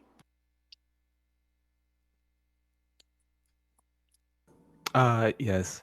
To add to the conversation of what Rob the Whips had said, and as well as yourself, Wani, to me, what it sounds like is that it's kind of like a blend, but not really a blend, but it's like a split down the middle of exoterics and esoterics. And also, along with what Rob the Whip had said, from what that sounds like to me, that sounds a lot like what do you call that? A lot of cloak and dagger. So it's like, it goes in with the whole fait accompli thing. It's like if you don't see it coming, then who you really gonna tell and stuff, and who's really gonna believe you and such like that. It's like he said, it's like you guys have been saying, it's a psyop, and it's meant to like it's what do you call it? Uh one of the biggest social experiments and mind fucks of our generation, I guess you could call it that. But yeah, if anything, the Earth is one giant prison planet, is what I would call it, and that's the social experiment too, in and of itself. And I land my plane. Very well put. So now we have feminism, which had morphed into some sexual and gender conversations. Freudism shifted into some sexual and gender conversations, and bo- bohemi- bohemianism, which was a kind of a culture counterculture that flourished in Germany. Artistic, intellectual people gathered around. It kind of reminds me of when we were talking about Hitler in Vienna, Austria. I know they had a counterculture, kind of an artsy area. So these bohemians, they challenged traditional gender norms. So now we're back to these gender issues again. And that was a place where LGBTQ people could hang out, just like Vienna, Austria was a place where Hitler could, sling his bussy around. And they explored avant-garde sexuality. The Nazis didn't like this, and they targeted the artists, the intellectuals, LGBTQ, and they burned down this sexology clinic and all of the man's work. This was a Jewish German man, by the way, and he had performed the first transgender surgery. It's actually not the first, but it's noted to be in the first. I want to just put that out there. Other people had um, changed genders, so this is kind of probably the first in the West, or maybe the first that they're, you know, claiming. But there have been some other ones. They've been tinkering around with this for quite a while. Go ahead, Rob. Maybe Rob knows more about it. Well, as far as the homosexuality movement here in America, like I said, this has all been done before. Like the Persians fell into that androgynous thing, and the Romans wiped them out, right? And then the Romans fell into that androgynous thing, and the Germans came over and wiped them out. And then the Germans would fall into it uh, through Herschel Magnus, and they almost got wiped out, but Hitler stopped all of that. So I say all that to say this: sexuality, like the professor said yesterday, is very powerful. Can be a very powerful system of control if you give people because it makes you feel good. It's a dopamine hit. And my thing is, as far as tactics, the strength of a country is built on the backs of its men. So if you can feminize the men of a country, then it makes it easier to infiltrate and take over that country. So I believe, just from what I've learned militarily wise, that a system was set in place and set up to overthrow this country and turn it into something else from the inside out by weakening the men and the feminization of our men. That's why, as we move forward as a people, as FBAs, I'm a fighter. I come from a family of boxers. My grandfather made all his 7 of his sons and me, his grandsons and my cousins. If you're a man, you got to learn how to box. So I've been fighting since I was 7 years old. You know, That's why I got my own gym and I got my own pro and amateur boxers and MMA fighters. I say all that to say this: the worst thing for this culture that was coming up is a bunch of strong men that won't stand up for that. And um, I thank God that it went the way it went because I saw this heading for trouble because it got to a point where you all know you couldn't even say what's on your mind without being canceled and somebody taking your job or shutting down your business or anything. So just keep that in mind, man. It's just a mess that I'm glad they got cleaned up. So They Well, were trying to ban the words he and she and got pretty far. Go ahead, Professor. oh, I was going to say, Hitler. Yeah, since y'all brought up Hitler, I wanted to identify for those who don't know that Hitler was a male prostitute. He was either selling. I mean, he either giving or receiving for a premium. I'm not. It's not a joke. According to the text, in 1905, Hitler dropped out of school and went to Vienna in hope of enrolling into the prestigious Vienna Academy of Art. He failed the entrance exam twice. However, unwilling to return home, he ended up on Vienna's mean streets, eking out a living as a postcard painter and a male prostitute while staying in cheap rented rooms or a shelter for homeless men. So Hitler was either slanging that thing or selling that thing, and he was homeless. Somewhere along the lines, Hitler joined the Vril Society, which was very fascinating. It was a cult. I guess we're going to talk about cultisms later on. But I wanted to let y'all know that since we're talking about psychological warfare, I wrote an extensive. I have a whole chapter in my book on psychological warfare, as prescribed to the foundational Black American enslaved, and also talk about Europeans. They started the slave trade. I mean, they tested out their tactics on Europeans. If you want a copy of my book, go to Our Story Publications. It's in the jumbotron. Put $25 on it and put your full address and full name and address with zip code, and I'll send your book out pretty soon. Sending another batch out in a couple days. If you purchased your book yesterday, quite a few of you purchased. It's been sent out already. So FYI. Also in the Jumbotron, you'll find Wani Spot's Cash App. Um, moving right along. I put something in the Jumbotron, just some articles, credible articles about Hitler and his sub Saharan African and Jewish ancestry, his homosexuality, and a lot of other things about him. Oh yeah, stuff gets real interesting. Agent Zero, what's on your mind? What's going on, Professor? What's up, Monty? What's going on, room? What's Can going y'all on, hear bro? me? Yes, Not much. sir. How y'all doing?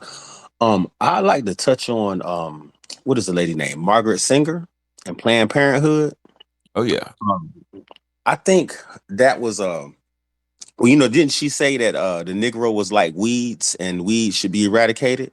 Wow. If I'm not mistaken, and I think Yes, that kind you of do. yeah, that's what she said. That one. Something to that effect, yeah, Yeah, definitely. I sent you a DM of a video that I found on Facebook a while back, and I guess you were speaking on this subject or something similar to it a couple of days ago, and I sent it to you. And it's a video of some white women from Planned Parenthood passing out flyers at I guess an all black school. The administrators was black and everything, and the principal was a black lady, and some of the other teachers had to run them off. So what do you think? Those two things, I guess, is controlling our population. What do you think that those two things have in common? I lost context. Which two things? Them using Planned Parenthood and the feminist movement for population control, and I guess to break up the black family. Oh man, it's deep. It's deep. Margaret Sanger. It's part of a 1-2 punch. Like uh, it's attack attack masquerading as a rights movement. You have the right. And this gets touchy. I don't want to. Just think Let me about it. say it. Let me do it. Well, no, I'm being real touchy with this. You have the right to eliminate a child. I mean, there are situations where I do agree with. I know it's a woman's choice, and I respect that. But the movement, we're not talking about women's choices. We're talking about the movement itself. According to Dr. Howard Zinn, um, they were defining the culture of mass magazines, which were spreading the message of woman as a companion. So basically, during the period you're talking about, the culture was portraying women as companions, a wife, homemaker. Which why would that be bad? I mean, marriage is about companionship. Dr. Zen says some of these feminists married, some did not. All struggle with the problem of relations with men, like Margaret Sanger. Check this out. Stop right there. Margaret Sanger had, like, Wani brought up a point about feminists, a lot of them having ulterior motives. Well, Margaret Sanger had a bad relationship with her man, so she, in a way, she kind of superimposed her bad relationship on the world. So, according to Howard Zinn, all struggle with problems of relations with men, like Margaret Sanger, pioneer of birth control education, who suffered a nervous breakdown inside her apparently happy but confining marriage. She had to leave husband and children to make a career for herself and feel whole again. Sanger had written A Woman in the New Race. No woman can call herself free who does not own and control her body. No woman can call herself free until she can choose consciously whether she will or will not be a mother. So this is a lot of conflation. Freedom, these are two different things. This is that is insanity that our sister Wani was talking about. Like, what does that have to do with one another? Freedom and being a mother, that's you can be free and be a mother. Y'all see the insanity, the conflation. So, but to answer your question, brother, in my opinion, I think that was part of a coordinated attack on the black population. Attacks don't happen just one way. When you think about warfare, you don't just have dudes on the in the ground with M4 shooting at people or sniper rifles. You got landmines. You got psychological warfare. You got people throwing pamphlets from helicopters. You got people putting poison gas in the air. You got these new hypersonic sound weapons. So Margaret Sanger, in my opinion, was just one weapon of many that was trying to eradicate the foundational Black American, and it failed miserably. If you look at everything that the dominant society uses against us, it backfires on them. It's the opinion of a lot of scholars that a recent move of the um, Supreme Court to with respect to abortion was done to slow down the rates of abortion done by the dominant society, when the whole abortion issue was really created, according to Dr. Howard Zinn, for the black foundational black man woman, excuse me. I don't believe that. What? I don't believe abortions were created for Black Americans at all. Oh, You know. I shouldn't have said that. I meant Oh. Margaret Sanger's Planned Parenthood. Now, let me give you some more information about this woman. First of all, her mother got pregnant 18 times, Whose mother? Sanger's, Wow. and gave birth to 11 live children before dying at 49. So, if somebody coming out of this is going to have a negative attitude toward women getting pregnant and really look at that like that's a burden. In fact, it took her mother's life away, really. You don't have all those pregnancies and babies without that taking a toll on your life. So she probably, at the six of 11 children, she probably didn't have a very positive view. Also, she was raised in a household with an atheist.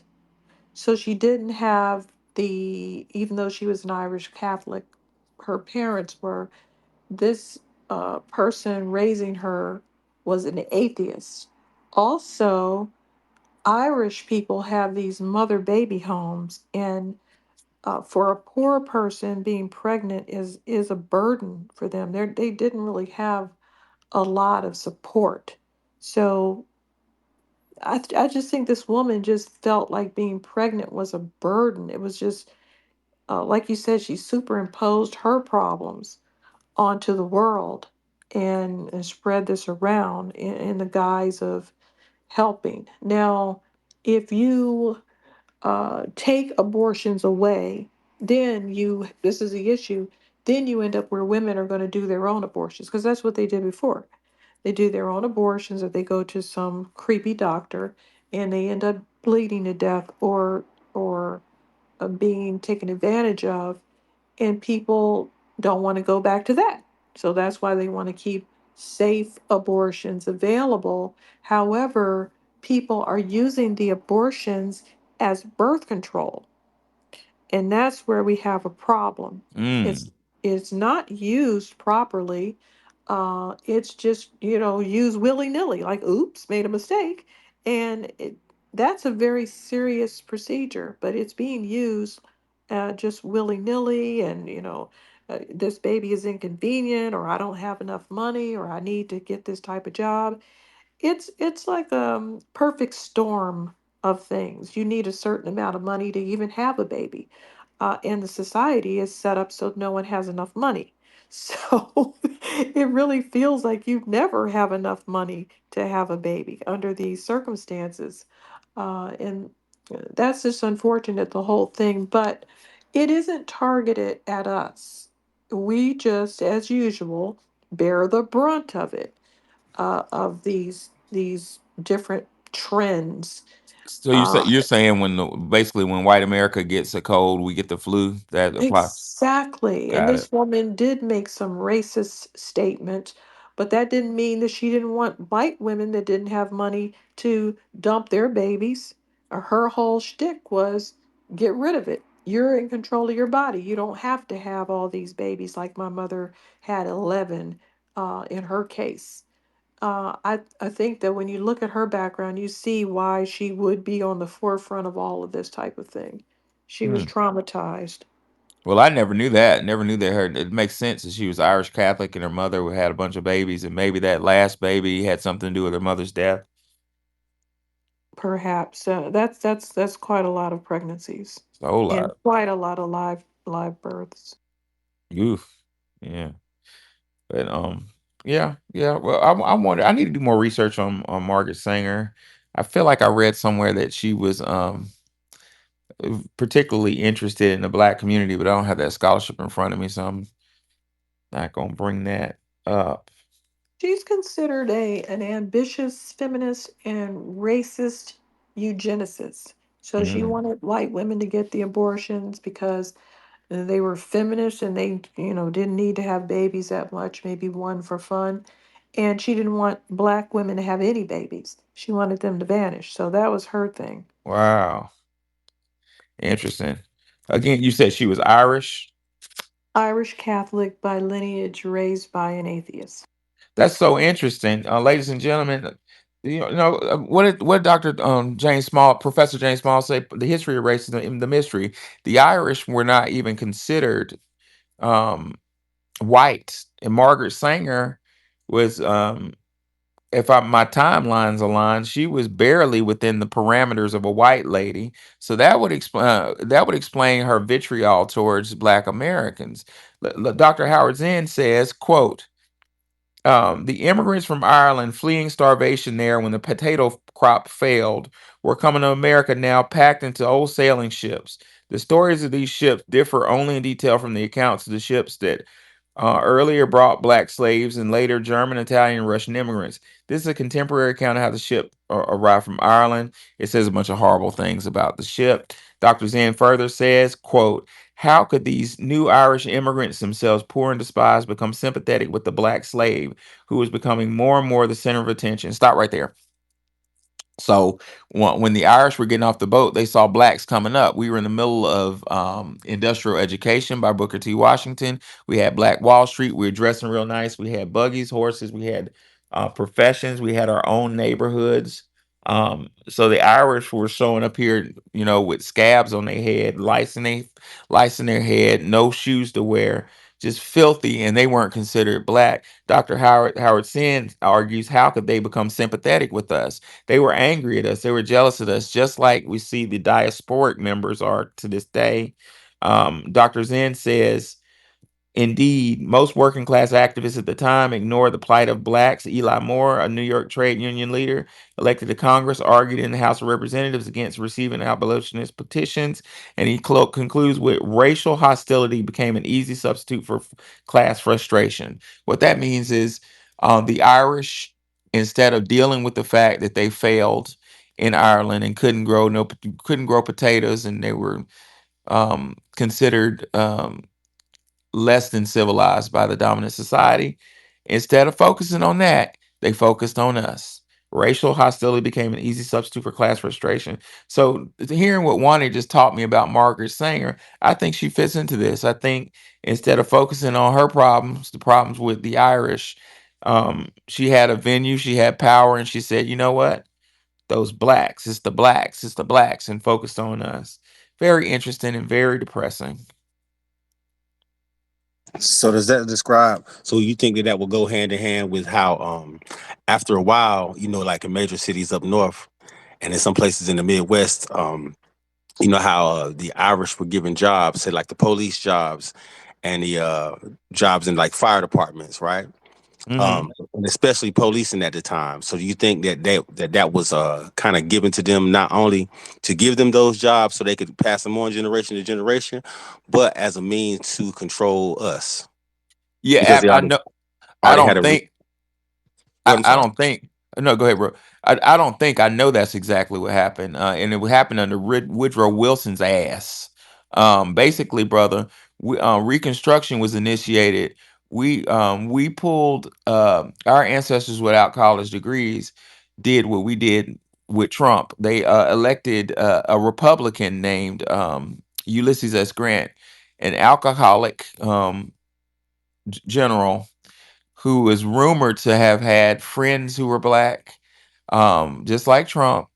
And they were Ulysses S. Grant was utilized to pass legislation that got us Reconstruction. For those 10 years, we shot up like a rocket in education. Booker T. Washington was in implementing industrial education. We were getting our act together. And just like before with Captain Oglethorpe's debtor colony, the dominant society of white men said, we need to slow black people down. So they ushered in another batch of immigrants from Ireland and Italy. Like I said before, they weren't considered whites. But what you said, Agent, was very important. The deal, look, go back, go back to the Georgia Corporation when the English debtors, criminals, pedophiles, and degenerates were, not my words, words of academic canon, were allowed over here to slow down the blacks and Native Americans. What job did they get? They got the slave patrols. What did the slave patrol turn into? The police department. Got it? So when the Irish were led over here, it was only but natural to let them have what? Police positions. They were the new slave patrol. It's the same goddamn playbook over and over and over and over again. But here goes the distinction with the Irish and Italians. The Irish were allowed the slave patrols, but the system knew that it needed a legal arm of enforcement, and it needed an illegal arm of enforcement. So the Italians were allowed to have an underground, quote unquote, police force to manage the illegal side of things. And it was all orchestrated systematically. Shit ain't fair, man. Now, fast forward to the 70s and to today, what are we seeing? Okay, let's look at the 70s and 60s and 70s. Members of the diaspora start coming over here, and what job do they get in Atlanta? It's a whole bunch of police officers from Jamaica. I had one yell at me the other day, you know. And what are we seeing in this recent time? We're seeing a lot of attorneys like Vivek from where? India. It's the same pattern over and over again. It doesn't change. But that was a good question, Agent Zero. On one more thing, and there's a lot of Nigerian correctional officers in Texas. You see? My dad's family is from Texas, and that's all I hear about from my family down there. Like, yeah, like all the COs, whether if it's county jails, state prisons, or what, even the nurses in those prison systems and state and county systems are all Nigerian for some reason. Not land my Well, plane. it's not for some reason. That's the game. Make a deal with immigrants, put them in a position where they can hurt us. Um, that's as old as time. Like Wani says, the immunization. What would you say, Wani? The immunization is knowing. I say it wrong every time. Knowing is the vaccination. Knowing is a vaccination. So now that we know that, we need to fight for legislation and say, hey, man, we need more black FBAs in these police forces, man. I would like to see legislation get passed that if you're a police officer in a FBA neighborhood, you need to be FBA. You know what I'm saying? If you're a prison guard in an FBA prison, you need to be FBA. You know, we need to govern ourselves because all kind of things, and you'd be surprised the type of deals people making. Some of my friends, my nurse friends and physician friends say um, organs be going missing at these hospitals and all kind of shit be going on. You never know how deep the rabbit hole goes. Joe Morton, what's on your mind? Joe Morton going once, going twice. Sotar, what's on your mind? Hey, what's up? Yeah, Matt Wani, I like how you humanized Hey, Margaret I'm Sanger, here. so how she got Yeah. corrupted. Hmm. Who you want? Yo, so have you? I read this book. They were her property. Have you heard of Madame Lalaurie? Yes. But What did she do? refresh us again. I thought she was the one. She was a slave mass mistress. They kept saying women didn't have power. Like women did give this place land and money back in the day. They did have power. It wasn't a common woman, but she was one that had power, but she couldn't handle it. And she used to do sex changes. They said in Louisiana, Yeah, I heard of and that she got crazy kicked out. woman. Yeah, that's what I was gonna ask about her.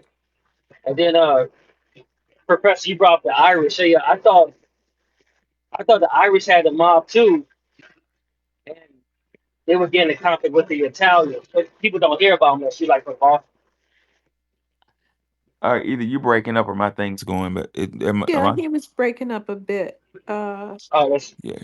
I was asking about the Irish mob because I only hear about when if I go to Boston. hmm You know what I'm saying?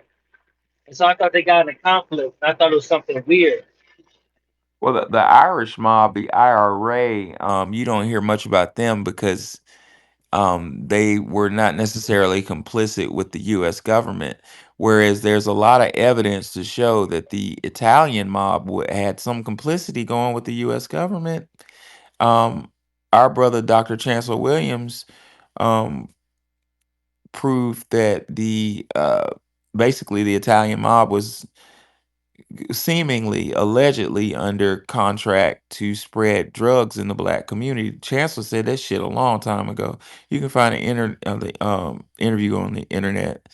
But the IRA, I forgot the issue, but the IRA had an issue with the U.S. government.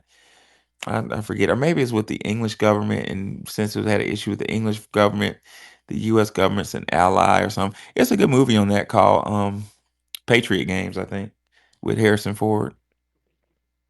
Okay, and then like I guess going back to the feminism, I think that's who taught the suffragists how to blow up everything. If you know about that, Yeah, like the terrorist thing, yeah. and then no one talks about that, which I think is interesting. And I just had to ask one last thing: if why didn't the Irish fish if they couldn't use the potato? Were they like just vegetarians, or they didn't want to fish at all? That's it. What was the question? Why didn't the Irish do what? Why didn't they fish? Finish doing Um, what? fish. He Like why said didn't they Fish. fish fish like instead fish of growing instead of like potatoes. potato? Yeah. Oh, man. It's What's just up with them? I'm Why just can't curious they about that. grow a I don't know. potato? it's just really it's what our brother Tariq Nasheed says. It's a mindset of it's a mindset of let me run away from my problems. I mean, listen what Dr. Howard Zinn tells you right here. He gives you intent right here. I read it earlier, but he said racist hostility, quote, racist hostility became an easy substitution for class frustration. What's class frustration mean? I'm mad at the situation I'm in, right? I can't pay these bills, these kids, yeah. That what is that? If you use your powers of inference, what's the inference there? The inference is you can't fix your problems. You ran away from your goddamn problems. Yeah, it's plenty of water in Ireland. Just go fish. you know. But no, I'm gonna run away from this shit. If you go to Lerone Bennett's book, Lerone wrote the best book ever, The Shaping of Black America. If y'all get a copy and you want to sell it to me, I'll buy it from you. But in The Shaping of Black America, Lerone talks about white servitude. Like white people were basically were used as a prototype to perfect the slave trade on us. And Lerone says that they went to Ireland um, to get slaves. They went all over Europe, but Ireland was a main uh, place to get white slaves. And basically, Lerone says that that whole Lucky Charm story of follow the rainbow and get a pot of gold is with some game that they spit to the Irish to make them come over to America and become slaves. Like the Irish were looking for opportunities, looking for easy money. You know what I'm saying? My daddy said if it's easy, you probably don't want it. You know, they literally went through the streets of Ireland and say, "Hey man, it's a pot of gold in America. If you get on this ship, you gonna go past a rainbow and you gonna get a pot of gold." And they were like, "Yes, I'll do it. I'm going to America." And got on the boat and got locked up in chains, man. Well, Joe Moore. Oh, they go ahead. really do believe, for real, they do believe in leprechauns and stuff. We can have a room on leprechauns and things that they believe in. Can we have that Nigerian leprechaun come in here? They'd be on Which one? Tariq's the one on Tariq's page that says Is these a leprechaun? Wait a minute. the There's one so many of them, I can't keep up. the one that's more Irish than Irish people. Uh, yeah, they're out doing the Irish and Irishing. Joe Morton, aka Guy with Lots of Accounts. Are you ready now? $96 for their yes box. I am ready. Finally, thank you for allowing me to speak. Unfortunately, and maybe fortunately, if you find it favorable, I would like to rewind and respond to something where I first raised my hand. Back in Is that okay with you 1847? two? It's actually the conversation when the guy said he posed the question, "What is the um,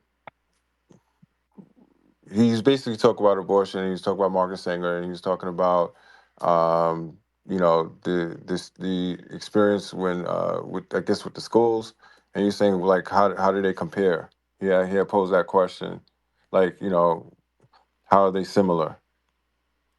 And ultimately, I'm going to say that the topic of abortion is completely irrelevant um, as far as how anybody may have strategically placed abortion clinics and shoved it down our throats and etc. Because um, all of those choices are made with pre-existing conditions or um, my favorite word, um, prerequisites. Like in other words, every choice that's made, depending on what those choices are, usually there's prerequisites that will that has to be that are met that leads people into their their decisions that they have in what they choose to do.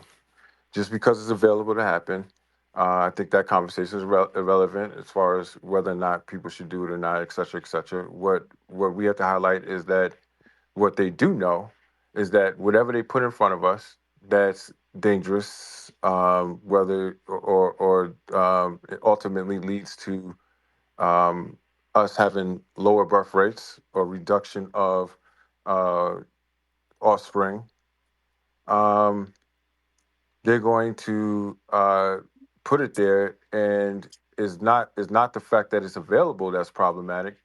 It's the conditions in the environment. You put, what I'm saying, dangerous foods in supermarkets and everything in low income communities, and of course they're going to get whatever they can afford, which will lead to destruction of the human body, perhaps low testosterone levels, perhaps infertility, et cetera, et cetera, et cetera. You put abortion in a poor community, you're going to have people with that meet those pre-existing conditions that are likely going to choose to terminate the pregnancy because of the conditions, not because of their evil. It's because of the environment.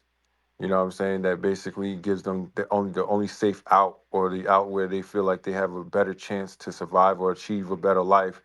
They're going to make that. They're going to choose that. And that's the same thing with family. Now, the only thing about marriage is that for people who value marriage highly, it's going to be very effective for them when we talk about sustaining a what we call the nuclear black family or an efficiently ran family. However, for those people that don't value or put marriage uh, external institutions like City Hall or whatever, and they use themselves as their very own institution, or their faith, or or their beliefs, or their love, they can also fare out just as well, you know. But then again, in desperate times, and you have the conditions and the environments and the opportunities that people can get, you will have that particular outcome of people that go into court and take advantage of the situation, et cetera, et cetera, et cetera. What I'm saying is, um, when it comes down to birth control, birth reduction, and even how they test religion and money, because they said that basically have sex before marriage is infidelity and everything, but that's not true. They say that a virgin is someone, you know, a virgin is someone who, if you lose your virginity, this is what religion will teach you now, that losing your virginity is a sexual act, when truly a virgin is an unmarried woman. You know what I'm saying? That's what virgin originally meant. It's an unmarried woman. You know what I'm saying? A married man is a virgin. Where did it say that? And Do you know? yeah, this is the original meaning of virgin in biblical text. Why do you say that? Because that's what it is. Like, uh, you want me to do some due diligence and type virgin, when did it mean unmarried man and Yeah, woman? because it yeah, I would like to know because betrothed basically for Jewish people meant you were Okay. married. So, You just didn't okay, I got complete you. the second part of it. You know what I'm saying? Well, Go ahead. it says right here, the word virgin was first used in English around 1200 to describe an unmarried or chaste woman. It was later used to describe a chaste man in the early 14th century. The word virgin comes from the Latin word virgo, which means maiden or virgin. The word is originally used to describe a woman who is unmarried and devoted to religion. The word was also used to describe a woman who was the member of the Ordo Virginum, or Order of the Virgins. The word was later used to describe Mary, the mother of Jesus. The word virgin can also be used to describe someone who is inexperienced in a particular area. It wasn't until mid 13th century that the word virgin was first used to mean chaste woman or chaste man. The CDC reports that rates of sexual intercourse among teenagers. You So said that's from chase though when I, before. yeah, That means they yeah. didn't This have was sex. no. It says so it further says in the 13th century, but in the 12th century like I said, it originally meant an unmarried man. I mean, excuse me, unmarried woman. But you can Google that. You can type that and stuff if you want. You know what I'm saying? You can argue with the Google and stuff. I'm not going to argue that. That's what I researched a long time ago, and I found that it originally meant that. And I first heard that from a pastor, you know, maybe 8, 9 years ago. But me, who has heard that, and then when I hear people, when I think of all the different institutions that's been created, and I think about where we came from, you know, I see somebody down there laughing, but I guess they're Well, going to be a before clown we today. run out of time, I want to kind of, Yeah, I yeah. want to Can I go land real ahead. quick? All of the institutions ultimately, you know, they have been used, yes, to to to address one group of people a specific way, um, and of course another group of people, obviously in a bit more beneficial way. One group of people, reduction of birth struggle, um, you know, doesn't fit the circumstances that the system actually works efficiently, whereas the other group of people, the system works perfectly, in an efficient way because they're in particular environment and conditions. And that's it. Cool beans. We're gonna shift gears. I want to talk about communism. Because there's a lot of things about communism that are misunderstood. Um, in my opinion, the prior presidential uh, regime had tendencies that look communistic. I want to identify the core of communism going back to Karl Marx. So Karl Marx is a very interesting character. Karl Marx was according to Professor Griff, Karl Marx, 1818 to 1883, was a German of Jewish descent. He was expelled from Germany and afterwards and from France for his revolutionary activities. He was given asylum in, guess where? England. In 1848, he published the Communist Manifesto. Marx admitted this long-range plan to turn the world into an international of Soviet socialist republics may take centuries to accomplish. Basically, check this out. Let me tell you something about Karl Marx. Like Professor Griff said, he was of Jewish descent, but he abandoned his faith. But what nobody talks about is Karl Marx was a Luciferian. And Karl Marx, if y'all can type in what was Karl Marx's favorite quote, Karl Marx's favorite quote came from Faust Mephistopheles, which basically Karl Marx's favorite quote came from the character of Lucifer and Mephistopheles.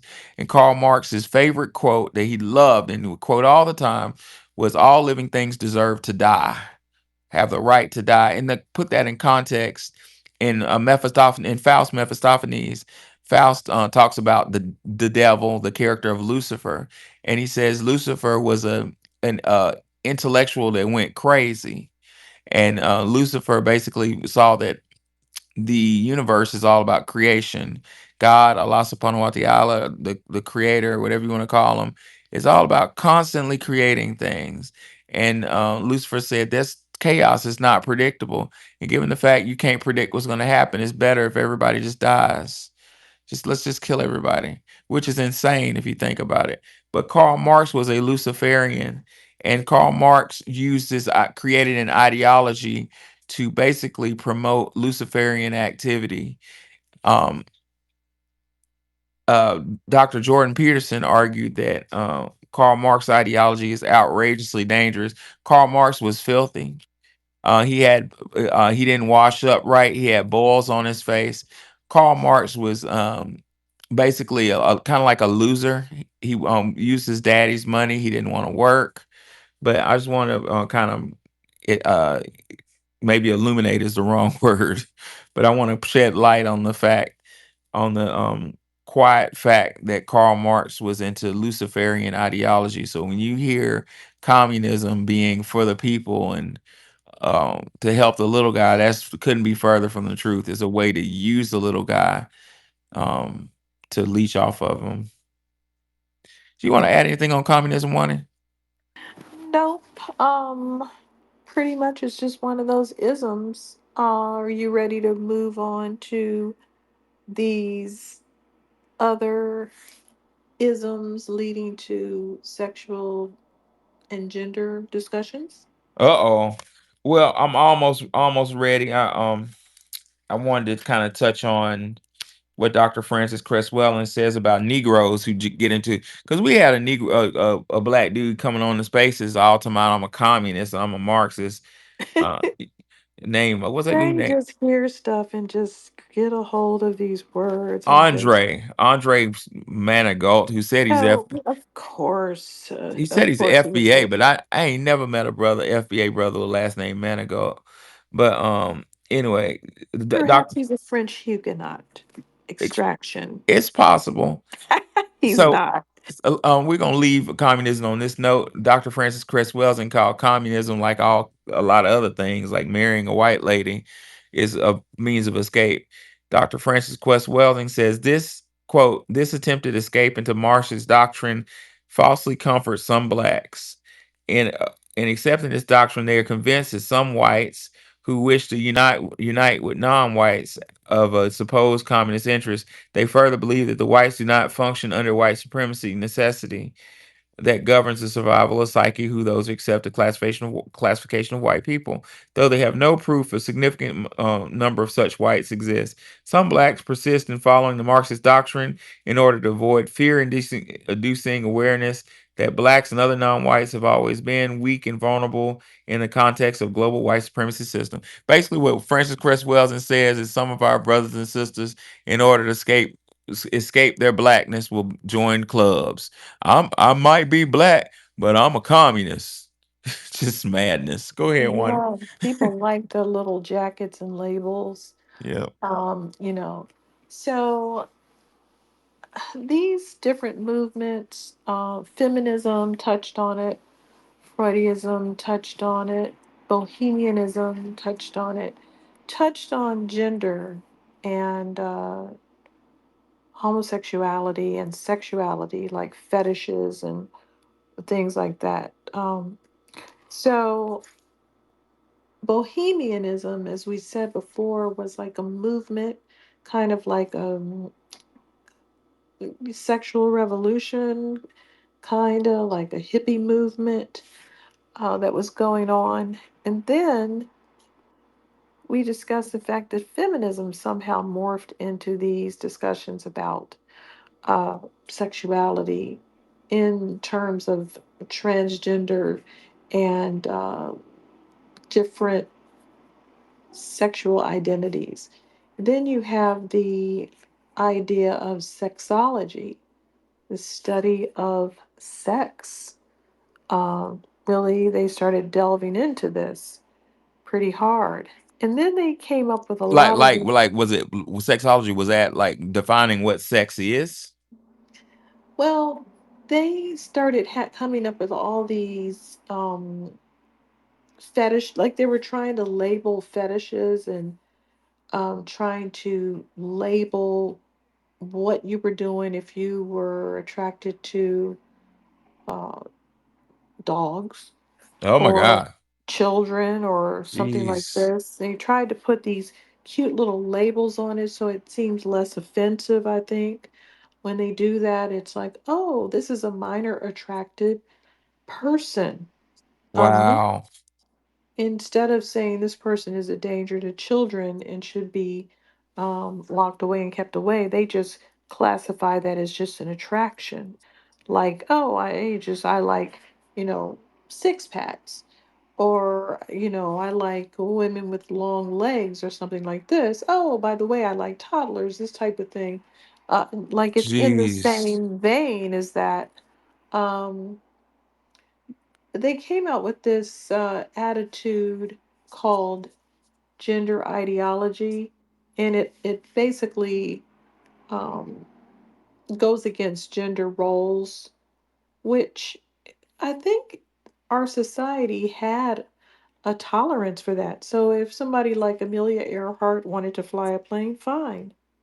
She wasn't going to get shot. She's a tomboy type of personality. Go fly a plane. Have a nice life. Um, but for some reason, that wasn't good enough. It's kind of like they just keep pushing it, pushing it. So this lady, Judith Butler, she came up with queer theory. She was also Jewish, by the way, and gender studies. And she started to define all of these things, discussing non binary and sex and gender. Then the term transgender popped up. It was popularized by a man named Arnold Lohman. He was also Jewish, but his transgender name was Virginia Prince. And this person was a transgender activist and sexologist in the 60s. And her doctor, Carl Bowman, also Jewish, um, said that she should just enjoy the cross dressing. Again, this is in the Freudian uh, school of thought where you just go with it. You want to dress up like a woman, go for it. Enjoy yourself. So the terminology continued. where you get terms like cisgender. These terms nearly drove me insane because I was like, no, very simple. No, there's men and women, go away. Period. Even if you're intersex and you have both genders, you still have two genders. It's just on you. Still two genders, though. There's not more genders, there's just two. So these words start popping up. Um, Cisgender, Jewish academics developed the queer theory even more. Uh, Another woman named Kate Bornstein, she developed this non binary speak, wanted to ban he and she, wanted to insert them and they for us, people that are not doing that. Push the pronouns, the chest feeding, the birthing bodies. And then you move further to the Jack Halberstam and Dr. Jennifer Finney, who is also Jewish. This woman, Jennifer Finney Boylan, yeah, she's Jewish. She just doesn't have a Jewish name. Her mother's name is Schaefer. Um, and this other group called the World Professional Association for Transgender Health, formerly the Harry Benjamin International Gender Dysphoria, also Jewish. So Jewish people, for some reason, have a hell of a lot to do with all of those terms coming at us. And they went from, hey, isn't it okay for two people that love each other to get married and, mind their business, and they can be on each other's insurance and visit each other in the hospital when they're sick. And of course, a person like me, a humanitarian person at heart, is going to say, sure, I'll vote for that. What do I care if two guys want to get married and be on each other's insurance? They're not bothering me. Well, it went from that to, if you don't want to date a bisexual man, you're you're homophobic. If Yeah, you that's that again, ladies and gentlemen. That's a small bite theory. Take a small bite. I really want my people to really remember Rule 29, of Robert Greene's Strategies of War. Small bites, starting out innocent, starting out this, and then going into the stratosphere. I found myself really attacked by transgender women. They were coming at us.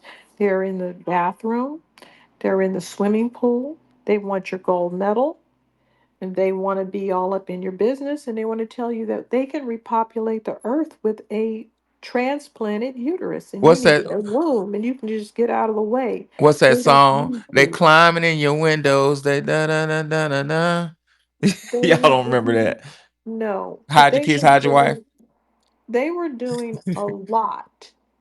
They were infringing and trying to move women out of women, and they meant it. Trans women are women, is what they said. And they were trying to get rid of us. They were trying to ethnocide women. That's not going to work. They have to be ended, stopped. They can't do that. Whatever these crazy ideologies that are coming out of Germany and being pushed through Jewish people in this country through academia, it is strictly them. It is centered on them. Whether people want to admit that or not, I don't care. I have the list of people involved, and it is most definitely them. I don't know what they're trying to do to human beings, but it's definitely anti human. It is an anti human activity made to cause chaos, much like globalism, Hello. where you dump entire groups of people on other opposing groups. What could happen? You dump a bunch of Arabs that are Muslims on top of a bunch of Christians. Nothing to see here, folks, right? You dump a bunch of people that have never even been in civilization on people that have been living in a Western civilization in a developed country. Nothing to see here, folks. What could happen wrong? That's deliberate. That's chaotic. Someone is behind all those chaotic moves. No one's ever done anything ridiculous like this before.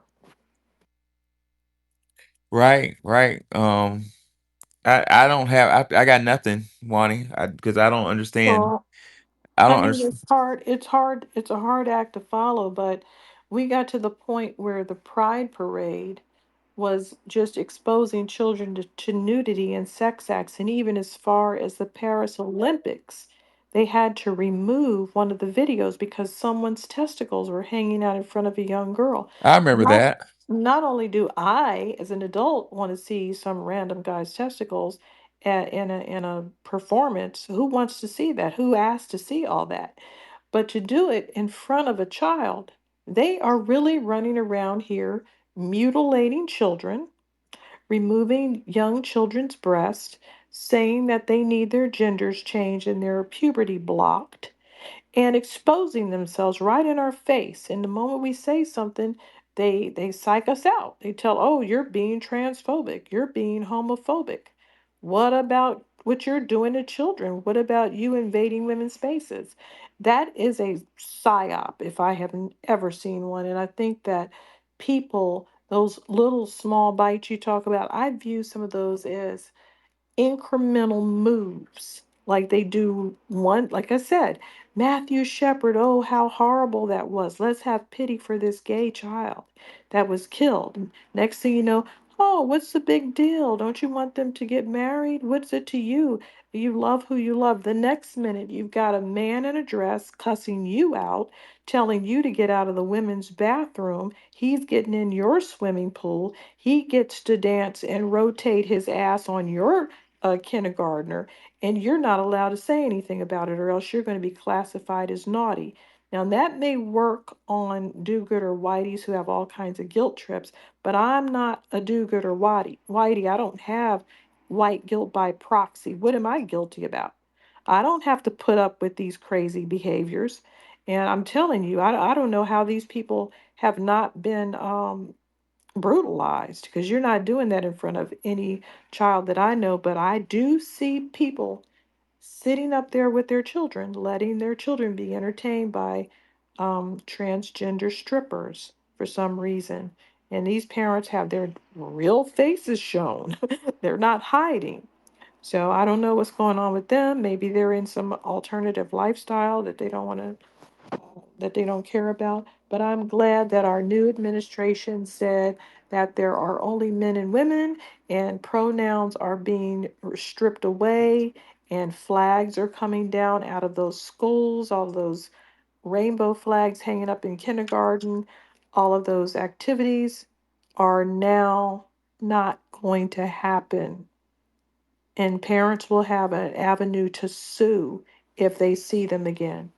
Well, my stance on that is real simple. I don't think sex period should be discussed in an academic or work setting. Like, why are we discussing any even heterosexuality? What? Why are we discussing sex? That's none of my goddamn business. What are your thoughts on this, Aaliyah? Hey, okay, so this is a great one. I was the nurse for it's called Village Care of New York, and mostly transgender and gay men. So I was the nurse for them, and this was like a clone Tyrone operation. Another agency was called Extended Care, and all you get is like transgender psychiatric patients and gay men.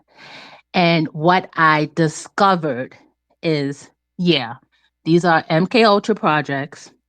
All of these organizations are Jewish organizations, white organizations, getting billions and trillions of dollars, funded by the Catholic Church, which many of the archbishops are also Jewish, like Timothy Dolan, like a big famous archbishop that was here in New York. They're Jewish. They have these Italian names, these Irish names, even black names. Like they'll have like a Johnson or a black name, like a black name, Williams, and they're Jewish. So Washington. Yes, yes. But what I was saying, okay, so I was the nurse for like some of the most famous like trannies that was like dating celebrities and stuff like that. And one of them was Mariah Revlon. She was like the queen of like the underground, and I used to go to their parties. It was like the clone Tyrone because I used to have to do outreach. I used to have to get them to take their meds. I used to have to do reports on them. And now I'm thinking about it, like, why the hell was we doing reports on thousands and hundreds of thousands, tens of thousands, I said hundreds, tens of thousands and hundreds of thousands of trannies. Most of them had HIV, which they don't talk about. Like over like 60, 70%. I used to have to give them hormone injections. Um, I used to do all of that. This was back in the 90s, going into 2000s, the early 2000s. So from like 1996 to 2000 and like six. I did like strictly giving them injections, doing outreach. I actually branched my organization that I started. My organization is HEAL, HEAL. And I started my organization because it was supposed to be HIV empowerment and advancement of life. But then I changed it to help and empowering because I just didn't want to do HIV specifically. I was these organizations is connected to the Gates Foundation because I was trying to get grants from the Gates Foundation. Um, connected to Jeff Epstein. He offered me $10 million 3 times. I turned it down, but that's in the book.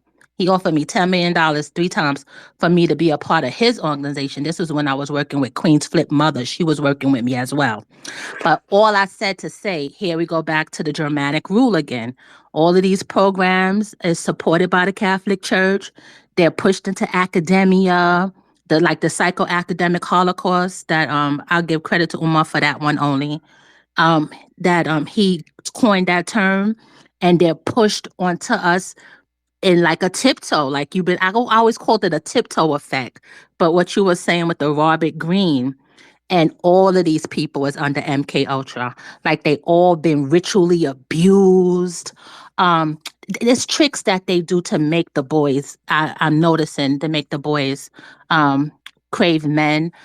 They would put them, make them sleep in a bed with each other like at like 7, 8, 9, 10, when they start getting into puberty and stuff like that, and like make it seem like it's innocent. They'll put them, I'm like, why do y'all have, like, I'm going to these homes evaluating. They have to sleep in a bed with each other. I'm like, no, they don't. You could get an air mattress, separate them. They don't have to be in the bed. So, I was causing problems and shit, right? Wani, it got even worse. I had to beat up 2 tethers.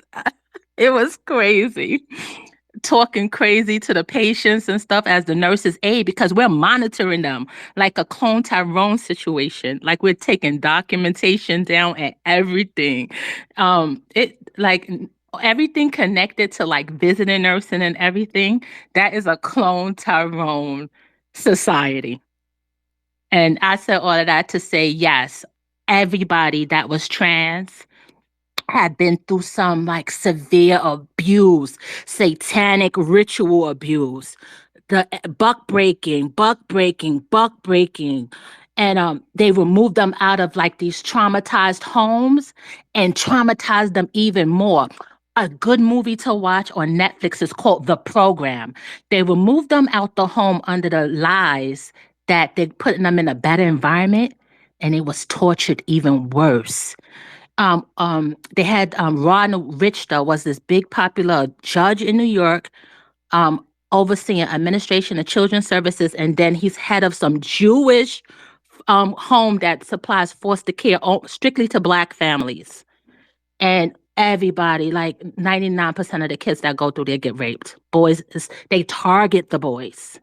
And you think Drape the Mania ended? Like if you run away from these group homes and stuff like that, they will send the police after you and drug you up and put you in a psychiatric unit, which contributes to their more drugging and MK Ultra projects. I'm telling you, um, it is ridiculous, but it goes back to the That's Germanic terrible. rule. Yes, it is big.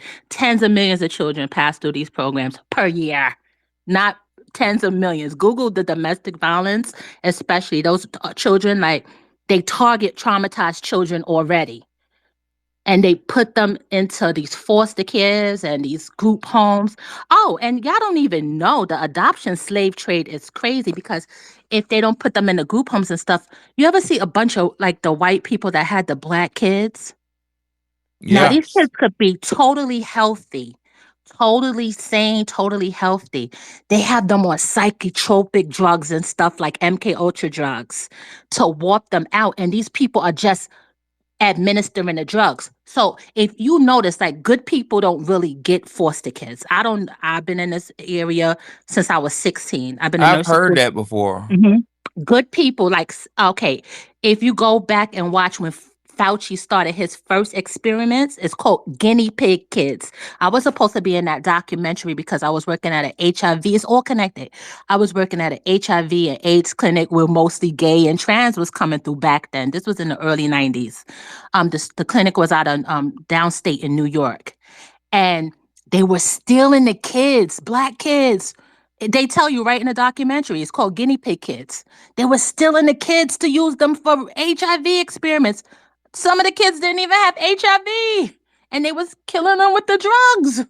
It's crazy the authority that they have over us, but it's not going to continue. Trust me, it's going to end. It's going to end this year. But I'm telling you, it's going to end this year. Have hope.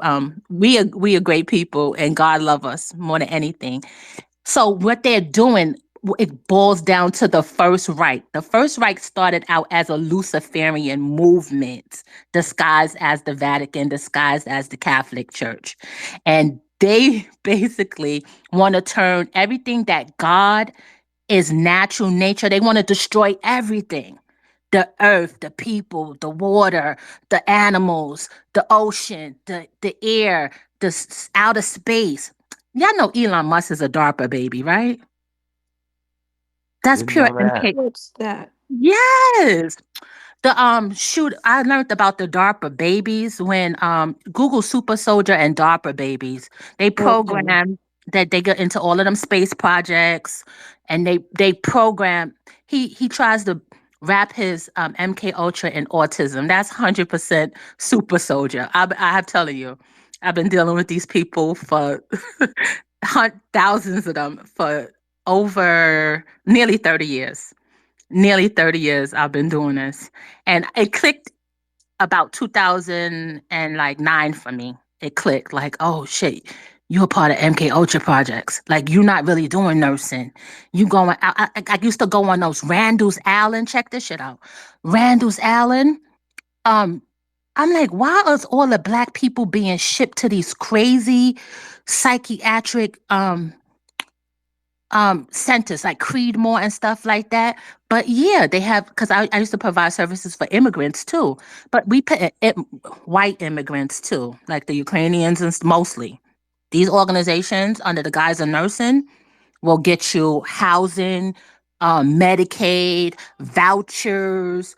I've been getting Medicaid and vouchers and food stamp cards from 1996, 97. They was giving out gift cards back then and food stamps. I would specifically have to go into like white homes and tell them to transfer their home, do a reverse mortgage. That's how I learned about reverse mortgages and got into real estate in 2000. Do a reverse mortgage, put your all your assets and stuff in grandson's name. You still live in the house, and then we could give you Medicaid, food stamps, Social Security. We could get you a visiting nurse, which will come and basically and clean your house. The home attendants. We could get you, and they're doing the program still today. The program's expanded now. Like anybody could get it now. It's like a big $1 trillion hustle where um, you having people coming over here as immigrants, setting up these home health agencies, and then the whole church will get services. I'm telling you, this is a big scam.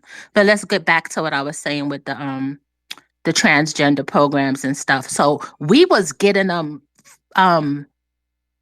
fake services from way back, and it's all of the services go through Catholic charities and trickle down to all of these NGOs. But y'all see how if you look at the space for the last a couple hours we've had the space, this you see how the same entities keep coming up. Y'all see the Mm-hmm. same names. Mm-hmm.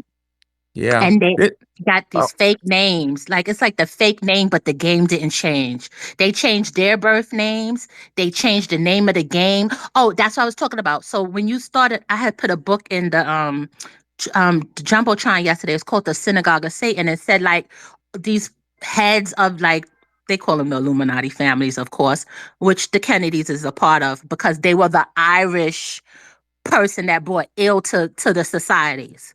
They were drug dealers, pedophiles. The their great grandparents. You know that, right? The Kennedys. yeah. It's Joe Kennedy was a bootlegger. He sold He alcohol, was but bigger than bootlegger. They tone it down now because they're trying to make them like they're trying to make them look more Camelot. yes. So, yeah, but they he were wasn't like nice. He wasn't nice. no, they was like ruthless drug dealers, killers. Like Trump turned his name to Trump. They all changing their name. And another one that changed their name too. He was a Manchurian candidate for our mayor. I'm from Brooklyn, New York, but I'm in Georgia now too. Um, Mayor De Blasio. He's a Manchurian candidate. Google his real name. Wow. He's like that's what I'm saying. We're being infiltrated from all of these politically. So when you No, research, go ahead. So I was I saying can, they're I turning the can, world upside down basically through healthcare. I believe it. Let's get to CC Capone. Thank you for that in-depth Oh yeah, that was look great. at it from a nurse's point of view, dealing with this type of person. I don't know if CC is still Oh, I'm with you, awake. Sister Wani. I was just waiting for you to You finish okay? up. Yes, ma'am. Professor, how Okay. you doing? Sister Wani, good to see y'all this evening. Doing well. I just want to let the give the space a 5 minute warning. Let you know to go ahead and land your plane. We're going to be closing space in about 5 minutes. All righty. I'll be quick. I'll be quick. But yeah, that sister, she was on point with all that secretness. Are they doing the healthcare? They trying to kill us. But along to go with the point of the transgender and all that, because like I got a brother who's in the alphabet community, and a lot of them motherfuckers switch over and do that shit for attention to get more money out of these rich politicians and these rich people up there who doing stuff for a little bit of change behind closed doors. So it's all an attention thing. And I honestly think it is a mental health disorder when you really think you could walk into a woman's bathroom and have periods and birth children. You know, that is a truly mental disorder. And I'm glad that we are fighting back against that madness because it does not need to be around our little black children because we need to protect our children because that's who they after anyways. And yeah, I just need my women to be protected and safe because this shit is madness. And they do it for a reason, you know, because we can't die. They ain't no way, you know, between our women and our men, regardless of how our children come out, they gonna be black. And so they don't like that because their numbers is dwindling and they can't carry kids like our women can carry kids. And so yeah, I just think it's, you know, an extermination effect and you know, them being gay and transgender and all that shit, that's just a mental health illness, you know, or some people just do it for attention. I don't know, but that's how I feel about it. And I land on that. So Appreciate your submission, brother. what this Professor, tells I us, sent you my information. Did you get it? You just did just now. Nah, I Like, did it yesterday for my book. yeah, I did. I I did. I'll appreciate you, be brother, yes, sir. I'll be sending them out shortly. and I appreciate you. I had to get my book off layaway. Y'all. Oh, speaking of which, if anybody wanted to purchase a book, I got more. I got more copies. Go ahead and put a $25 in our story publications. It's in the jumbotron. Put your full address and full on zip codes. A couple of y'all the last time put partial zip codes. Put the full zip code, and I'll send your book out shortly. Also on Wani Spots uh Cash App is in the jumbotron as well. All right. so what I've learned is that all those isms sound cute, and people have a tendency to want to put on jackets and feel, important, like they're in a little group. I'm Mm-hmm. this and I'm that, and I'm in this political party. I think it's safer to deal with clean facts and stay out of groups and clubs and isms and political parties, because this way you stay off a team. Then you can have your sports team, because I know I did and do. But other than that, I would steer clear of all of these um, different pseudo ideologies or German experiments. I mean, you could see how much people love those little gender terms, didn't they? I'm this, I'm that. Like, who cares? Like, who asked you all that? And they just were laughing. He, she. No, I'm a them. I'm a they. What? You got PhDs saying that stuff, man. It don't want like PhDs in English saying that. Like that's not even you can't. Come on, I don't have a degree in English, but can you call a singular person they? They can. I mean, they thought they could, but now it's going to be. I think that it's going to be pretty much banned, and I don't think people are ever going to go back to that again. I don't even know how we got there, but it's like these. The other lady was saying tippy toe in. The problem with me is I don't see things that way. People around me see things as it's slowly happening and they don't notice it. But that's not how my brain works. I see you doing these things. I see these crazy moves you're making. And it takes people forever to catch on. And I have to sit there seeing craziness while everyone is going, oh, no, it's not a big deal. What's your pronoun? I'm like, no, I'm not giving this is typical of my life where I have to Or sit Sister there Wanda, and they ask watch you these how you things. identify. Right. Exactly. And um like if you guys want to have funny little nicknames for yourselves and call yourselves they and be fluid and make up all these different names, why do we have to be involved? We're not involved. And when they started putting us in it and giving us names that we didn't ask for, that's when I feel that they overstepped. And I even heard people say LGB drop the T.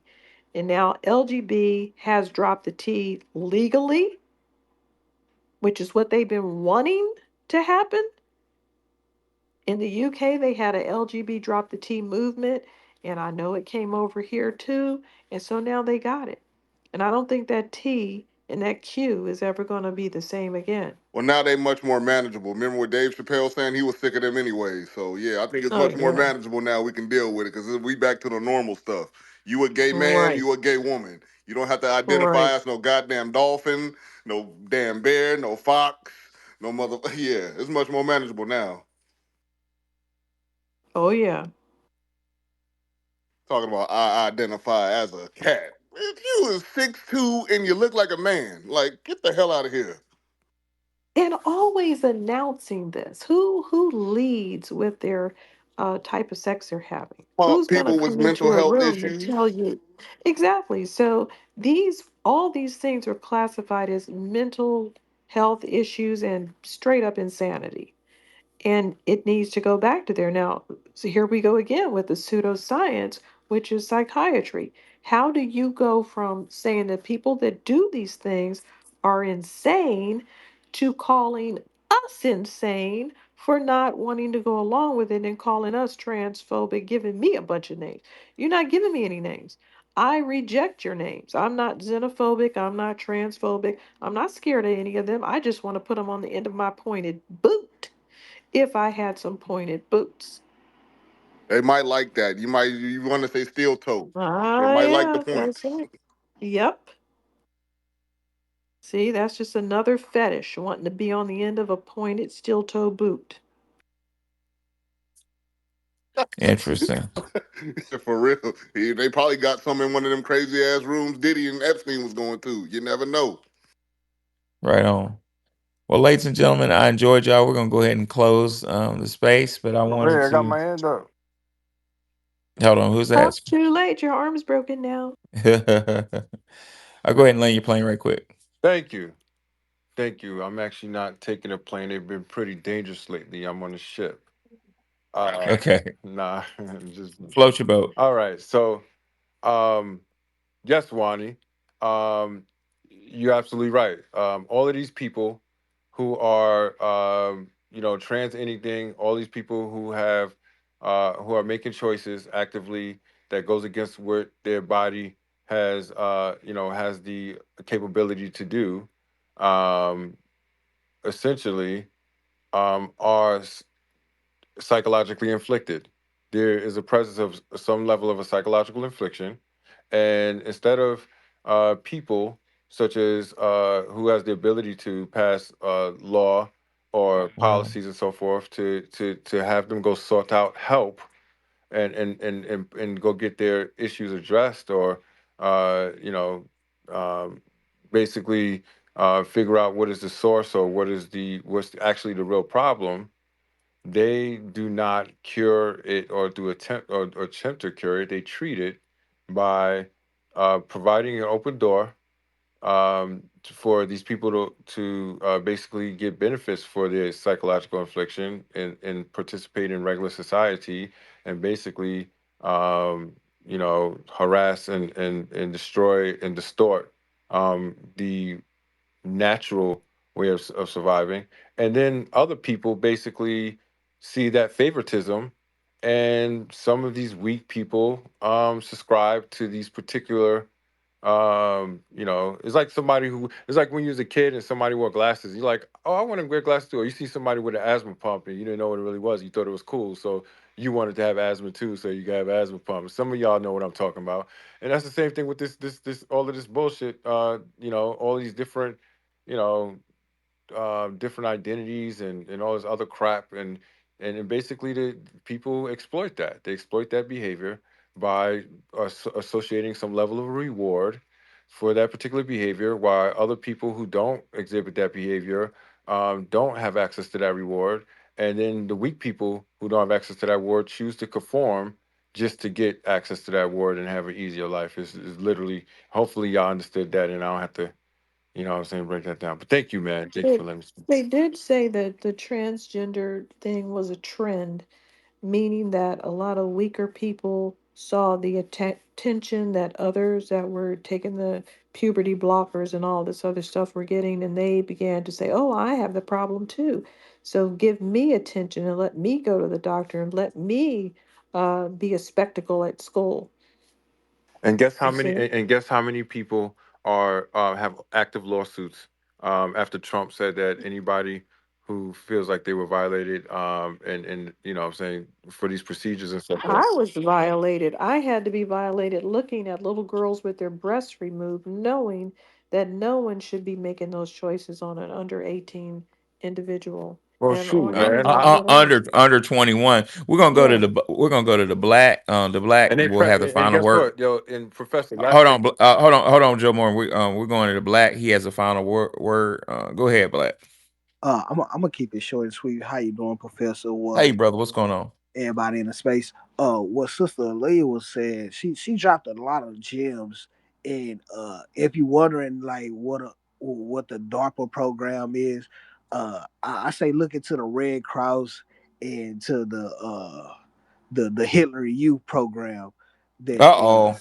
that they got involved in when they was talking about sleeper cells and the ideology of the Manchurian candidate, because that's where that comes from. And we just took it to another level.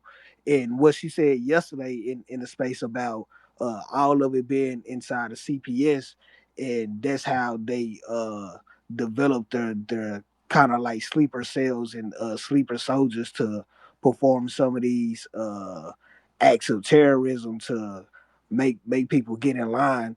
It, I mean, our government they do things against us for multiple reasons, but those are some kind of like breadcrumbs you can dive into if you want to just fall inside a rabbit hole or two.